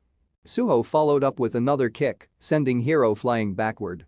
Hiro was stunned that there was a human he couldn't defeat, even after transforming into a monster, and came to the conclusion that there was no hope for this regression. He decided to start over. However, Sooho continued his barrage of attacks, stating that he would teach him the harsh realities. Hiro was using the stone of replica while enduring Sooho's strikes and realized that it was nearly complete. He thought that in the next regression, he would have Sooho's power and even his soul. But as Hiro tried to attack, he was hit by Sooho's fusion, sending him flying and crashing through walls, landing near a group of people who cursed him. The stone of replica was shattered, and Hiro saw Sooho land beside him. Sooho informed him that the reason he wasn't able to save Earth for such a long time was due to his own weakness. Hiro attempted to speak, but Sooho cut him off, warning him never to enter his territory again or face death. Hiro retorted that 95% of humanity would perish in the apocalypse and that Sooho would soon meet his own demise. Sooho replied that Hiro's past wouldn't dictate his future and there is no future for a guy who lives in the past like him. Then delivered a final blow to end the battle. Sooyoung was observing the fight and recalled asking Sooho why they couldn't be together. Sooho responded that she was still too weak and that their strength must be balanced or one side would crumble. She cursed and walked away. The news reported Sooho's overwhelming victory and the multiple casualties at the stadium. Another report stated that Hiro was unconscious for a week. Suddenly waking up, Hiro remembered Sooho's threat and saw the news and people's negative comments about him. Akiko entered and took his phone, saying that people were simply shocked by his defeat. Hiro told her that he wanted to be alone for a while and stood up, seeing the people outside jeering at him. He then looked at the stone of replica and noticed it was interrupted and thought that if he had held on a bit longer, he could have copied Sooho's skills. He summoned the regression stone, an item that would allow him to return to Earth 20 years ago. He realized that his only option was to go back and eliminate Sooho, which he could do in 2 years. Suddenly, 3 people entered Hiro's room and told him they were ordered to bring him in. Hiro smirked and one of the men warned him to come peacefully, stating that there were 2 more people outside. Hiro mocked them, saying that 5 of them wouldn't be enough to defeat him. He surmised that the defense agency had recorded his conversation with Sooho and was after the items in his inventory. Hiro asked the men if they were planning to torture him, and one of them cursed at him. Hiro then declared that Japan would soon regret their mistake. The room exploded as the people outside were knocked down. The 2 men outside saw 2 of their members being held by Hiro. Hiro warned them not to move and threatened to kill the man he was holding, then demanded to know who had given the order. The man replied that it was the commissioner. Hiro understood that the commissioner was simply waiting for him to falter and then moved in to strike. The leader tried to defend the commissioner, but Hiro pointed out that they were only after the items in his inventory. He declared that there was no stopping the country's greed and asked if Akiko was aware of what was happening. The man confirmed, and Hiro became incensed, killing the man he was holding and attacking the remaining members. News of the growth of the Sooho Guild and Ujeongbu becoming the 13th section of Seoul was reported. Dingsu then saw news of Hiro killing 2 S-rankers and fleeing Japan. At a conference, Mr. Takeo suspected Hiro to be a spy sent by Korea and demanded an explanation from the Korean government regarding the recent terrorist attack related to Lee Sun-woo. The Blue House denied the accusation. Dingsu, worried that Lee Sun-woo might come after them, looked for Sooho.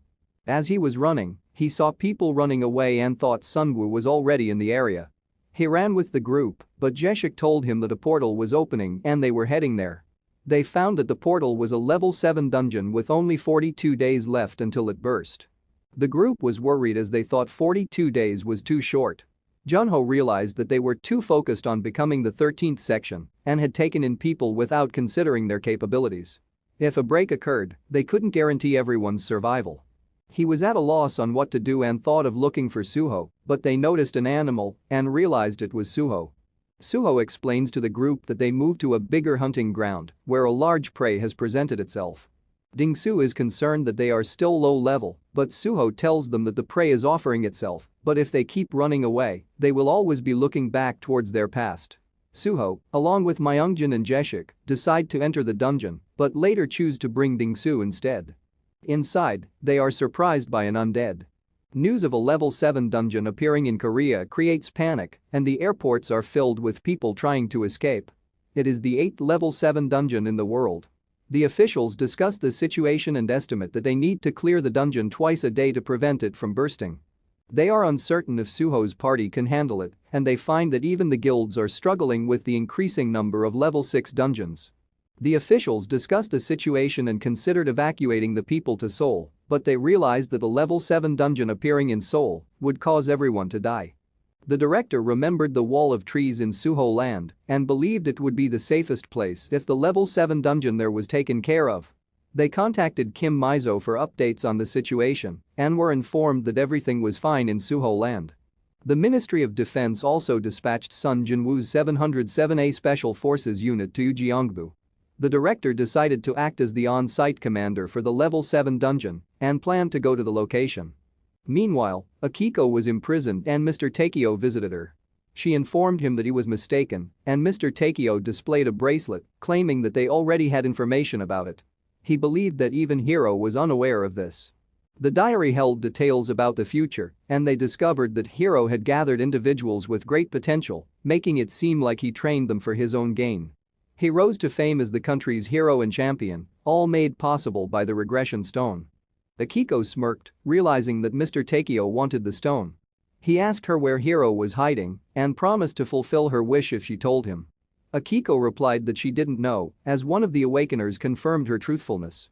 She stated that they shouldn't have made Hiro their enemy. Takeo was informed of Hiro's last known location and ordered the use of drones to track him down. He was confident that Hiro had the regression stone in his possession and aimed to acquire it for himself. Meanwhile, Hiro saw a news report of Sooho entering a level 7 dungeon with only 3 people and took out a notebook to record information about them. He noticed another piece of news about the best combat team in Korea heading to the level 7 dungeon and remembered Sun Jinwoo. He recalled that Korea's destruction began after the combat team led by Korea's number 1 was defeated. Unit 707A arrived on Sooho's territory with the director, and Junho informed them that Sooho did not like outsiders entering their land. The director argued that it was a national crisis and not just the Sooho Guild's responsibility to clear it. Myungjin discovered he had a new skill called King of Nirvana but needed 1,000 achievement points to unlock it. He calculated he would need to kill 12 level 1 dungeon bosses to achieve this. Meanwhile, Sun Jinwoo told the director they planned to start the raid immediately, but the director advised them to wait at least a day. He explained that even Lee Sun-woo's team had casualties and they lacked manpower compared to Japan, so losing even one person would be a huge loss. Furthermore, Sooho had not yet emerged.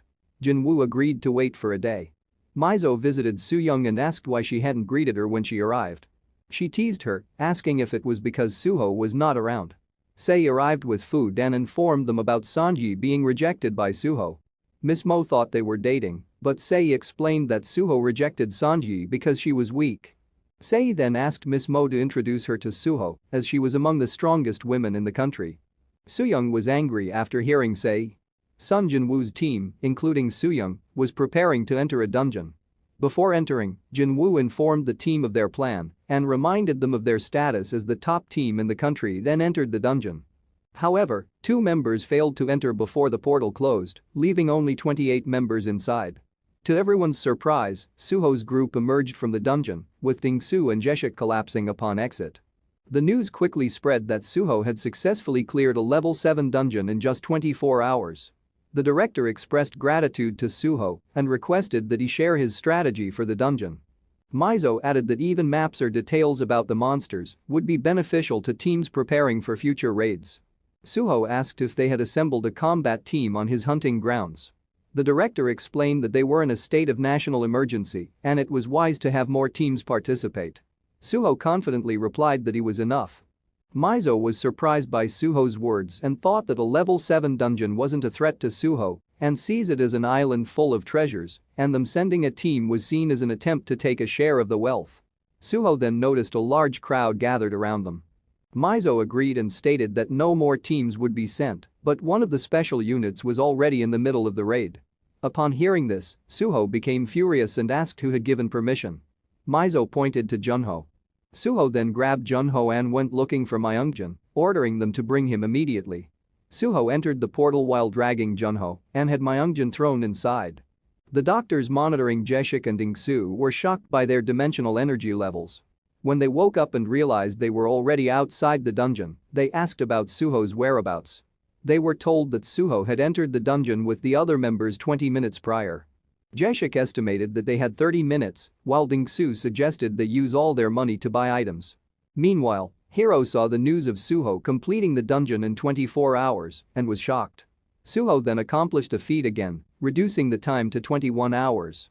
Junho and Myungjin were also exhausted and received treatment from the healing team. Mizo offered to take care of them, but Sooho declared it was a waste of time and said they would recover with sleep once they re-entered the dungeon. Dingsu and Jaeshik arrived and greeted Sooho. Sooho instructed them to carry Junho and Myungjin and follow him. Jaeshik was concerned that all the guild members would enter, but Mizo offered to monitor the construction process. The group then re-entered the dungeon. Inside, Sooho ordered everyone to wake up. Junho protested and told Sooho to let them rest, but Sooho explained that they had already slept for 30 minutes and that, with their current levels, 30 minutes of sleep should be sufficient for recovery. The group was surprised to see that their levels had increased. Sooho continued, explaining that their bodies were growing stronger at a rapid pace, but their minds hadn't yet caught up, which was why they still felt tired despite having slept enough. Sooho scolded the team, saying they needed to get stronger quickly so he could leave the house in their hands while he was away. He then warned them of an incoming enemy. The group easily defeated the skeletons that attacked them. They then encountered a group of undead orcs, and Myungjin used Dragon Ascension to take out some of the orcs. Dingsu summoned a giant crossbow and fired at the monsters, and Jaeshik cursed while killing the undead. Junho tried to use his new skill but to no avail. As everyone felt their power waning, Dingsu lost accuracy, and Myungjin realized it was a debuff. They then spotted a banshee behind a horde of undead orcs. Sooho summoned his fairies and believed they were faster. Mizo was called to watch a video that Dingsu took inside the dungeon, showing a powerful S-rank undead-type monster called a banshee. The banshee has debuff abilities and can attack from range. The director asked if anyone other than Sungwoo had cleared a level 7 dungeon, and Mizo said apart from Sooho, no one had returned. They saw Jaeshik receive healing and a buff from Sooho's fairies, and without this healing, no team could defeat the banshee without casualties.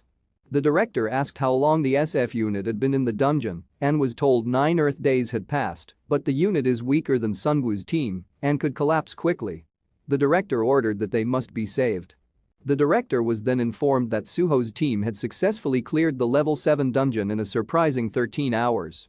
The director remembered a way to save the SF unit and ordered the team to hold Sooho, but he had already entered the dungeon. Mizo estimated that Sooho's fourth raid would take around 6 hours, and there was news of Sooho reducing the clear time to 5 hours, while others criticized the director's poor command. Sooho emerged from the dungeon and was approached by the director and Mizo, who asked for his help in saving the SF unit. Sooho questioned why he should help the thieves, to which Mizo explained that the team led by Jin had already been in the dungeon for 9 days, 3 days outside, and spending more than 15 days in the dungeon drops the survival rate below 50%. The director admitted fault, but Sooho asked how he could save those already inside.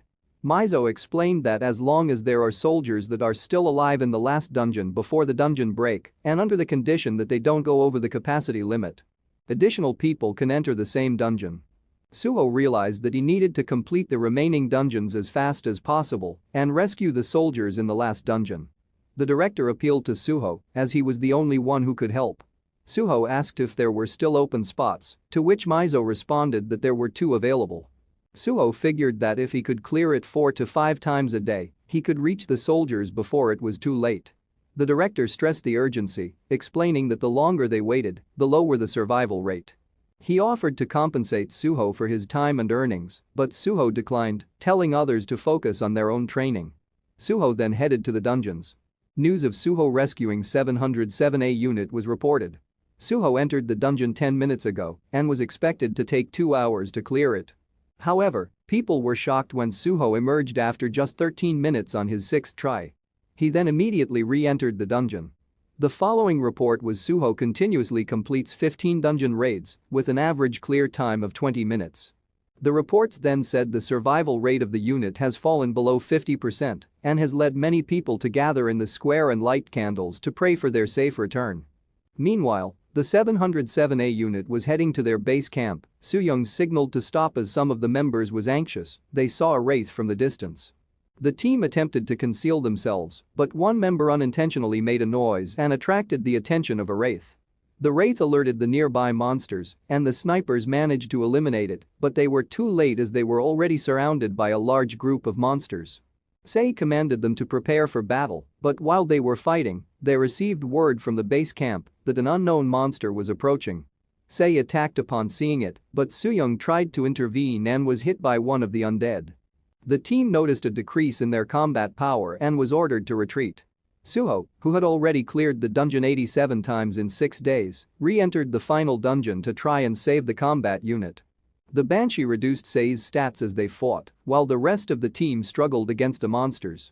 Meanwhile, Jinwoo's group reached the boss room but received news that their base was under attack and the main squad was engaged in battle. One member suggested going back to save them, but they were suddenly trapped by a barrier separating Jinwoo from the rest of the team, and Death Knights appeared from the ground. The Banshee was defeated and Sei fell to the ground, unable to move and thinking it was the end. Sooyoung was also on the ground, thinking of Sooho. Suddenly, she saw a fairy by her side, and the other members saw fairies as well. Sei noticed her HP recovering, and Sooyoung recognized the skill. Sooho then arrived and defeated the monsters on his way. The combat team regained their strength and counterattacked. Sei quickly killed the undead around her, and they saw Sooho take out most of the monsters. Sooyoung ran to Sooho and hugged him while crying. Sei was surprised to see Sooho and Sooyoung together. The combat team realized that this must be the final dungeon and that Sooho had cleared everything by himself. However, they were confused when they saw Sooho pushing Sooyoung away. Sooho told Sooyoung that she couldn't be his mate because she was too weak, but she insisted on hugging him for a moment. Sooho pushed her away a little too hard, causing Sooyoung to fall onto a rock. She cursed at Sooho, who approached her and asked if she was okay. He explained that she would be in danger if she stayed near him. Sooho received a message from his fairies, but a monster emerged from the ground. Sei suggested they head to the base camp and search for the scouting party, but Sooho informed them that they wouldn't find anything even if they went and that there were 5 survivors in the boss room. Sei realized it must be the scouting party. Sooho told them to follow him and warned that the group might die if they were late. Sooho then sprinted off, leaving the combat team behind as a horde of ghouls appeared in front of them. Sooho summoned his beasts, and the combat team was amazed, and Sei was captivated. Sooyoung warned the others that a flying entity was approaching them. Sooho greeted the Lick, surprising the combat team as it was the strongest king of the undead. At the same time, the scouting group was confronted by the Death Knights. Jinwoo realized that the enemy was a Lick and that destroying its vessel would cause it and its army to die. One of the members cautioned Jinwoo, but he replied that he was the only one who could do it and hoped for their survival before entering the building. Sooho quickly eliminated the horde of undead with his fire skill and summoned a wyvern, using his mirror skill to create 4 wyvern heads that destroyed the Lick. He then instructed the combat team to follow him. Inside the building, Jinwoo was blocked by a wall of monsters and struggled as he was overwhelmed by the beasts. Meanwhile, the scouting team outside was struggling, with one of them injured by a Death Knight. Sooho arrived, charging in boar form and changing to a bear to attack the knights. He then shifted back to human form and finished off the enemies with his fire skills. Sooho asked about one missing member and was told that the captain had gone inside the temple. He told the team to wait for the main squad and stay there, then went inside to save the captain. Sooho shattered the barrier and stormed into the temple. He burned the monsters and transformed into a wolf, tearing down the wall. He discovered Jinwoo still alive but being drained of his life force by a vessel. Sooho realized that if he had arrived a moment later, the Lick would have been resurrected. He destroyed the vessel, causing the temple to explode and the undead to disappear. Sooho emerged from the dungeon carrying Jinwoo, reassuring the team that he was still alive. The crowd cheered as Sooho and the combat team exited the dungeon. Despite being approached by many people, Sooho simply took flight, with Sei gazing at him wistfully. Sei asked Sooyoung if she had feelings for Sooho, to which Sooyoung denied. Sei then inquired if it was okay for her to ask Sooho out, as she believed she had found her soulmate. Hiro saw the news and was shocked. He realized his phone balance was low and feared his accounts were locked. He considered selling the blood crystals in his inventory but knew he would be caught. Some thugs bumped into him and he overheard them making fun of Lee Sunwoo. He decided to use them as offerings to enhance the regression stone. Jinwoo woke up and was told that Park Sooho had saved him and the other soldiers. Meanwhile, Sei attempted to visit Sooho and brought food dressed as a bunny maid. Dingsu and Junho informed Sei that Sooho was still asleep. She gave them the food and asked to let her know when Sooho wakes up. Dingsu and Junho were puzzled. Inside the room, Sooho was sleeping in boar form. Junho considered waking him up, but Dingsu warned him that the last time he tried, he nearly got bitten to death. Sei returned and entered the room, only to find Sooho had transformed into a cat. Meanwhile, Jinwoo and Sooyoung ran into each other and were both headed to see Sooho. Sei was snuggling with Sooho and said that their mission would end the next day and they would have to return to the guild. She wanted to spend time with him. Dingsu reminded Sooho that the time for the transformation was almost over. Sooyoung then appeared and asked for Sooho. Sooho returned to his human form and was found by Sooyoung lying on Sei's chest. Enraged, Sooyoung threw a box at Sooho and cursed before storming away. Sooho woke up and was thanked by Jinwoo, but went back to sleep. Meanwhile, a woman was shown being pursued. She entered a room and found someone inside. The man identified himself as being from the Criminal Task Force of Korea's Awakener Bureau and asked about a woman who died from a gunshot wound to the head at a murder scene in Sillim-dong but was now alive. The woman's eyes changed as the man brandished his gun. The person outside broke down the door and entered but saw that the man was being held by a monster. Mizo informed the director that the executives were waiting in the conference room at the bureau. The general manager urgently summoned the director to the bureau, stating that the situation was critical. News reports showed dungeons breaking around the world as people tried to escape. The director was informed that the ongoing monster wave that started in Harbin was now beyond what conventional weapons could handle. If the path of the monsters was redirected by nuclear weapons, they would head toward North Korea instead of Russia. The rising number of dungeons in Seoul and the ineffectiveness of level 6 guilds were also exposed, with experts warning that the city was no longer safe. They were informed of a serial murder case transferred to them by the police department. 2 members of the special task force investigating the suspect were killed, and the suspect fled. The director inquired if the killer was an awakener and was told it was a vampire who had died and been resurrected 3 times.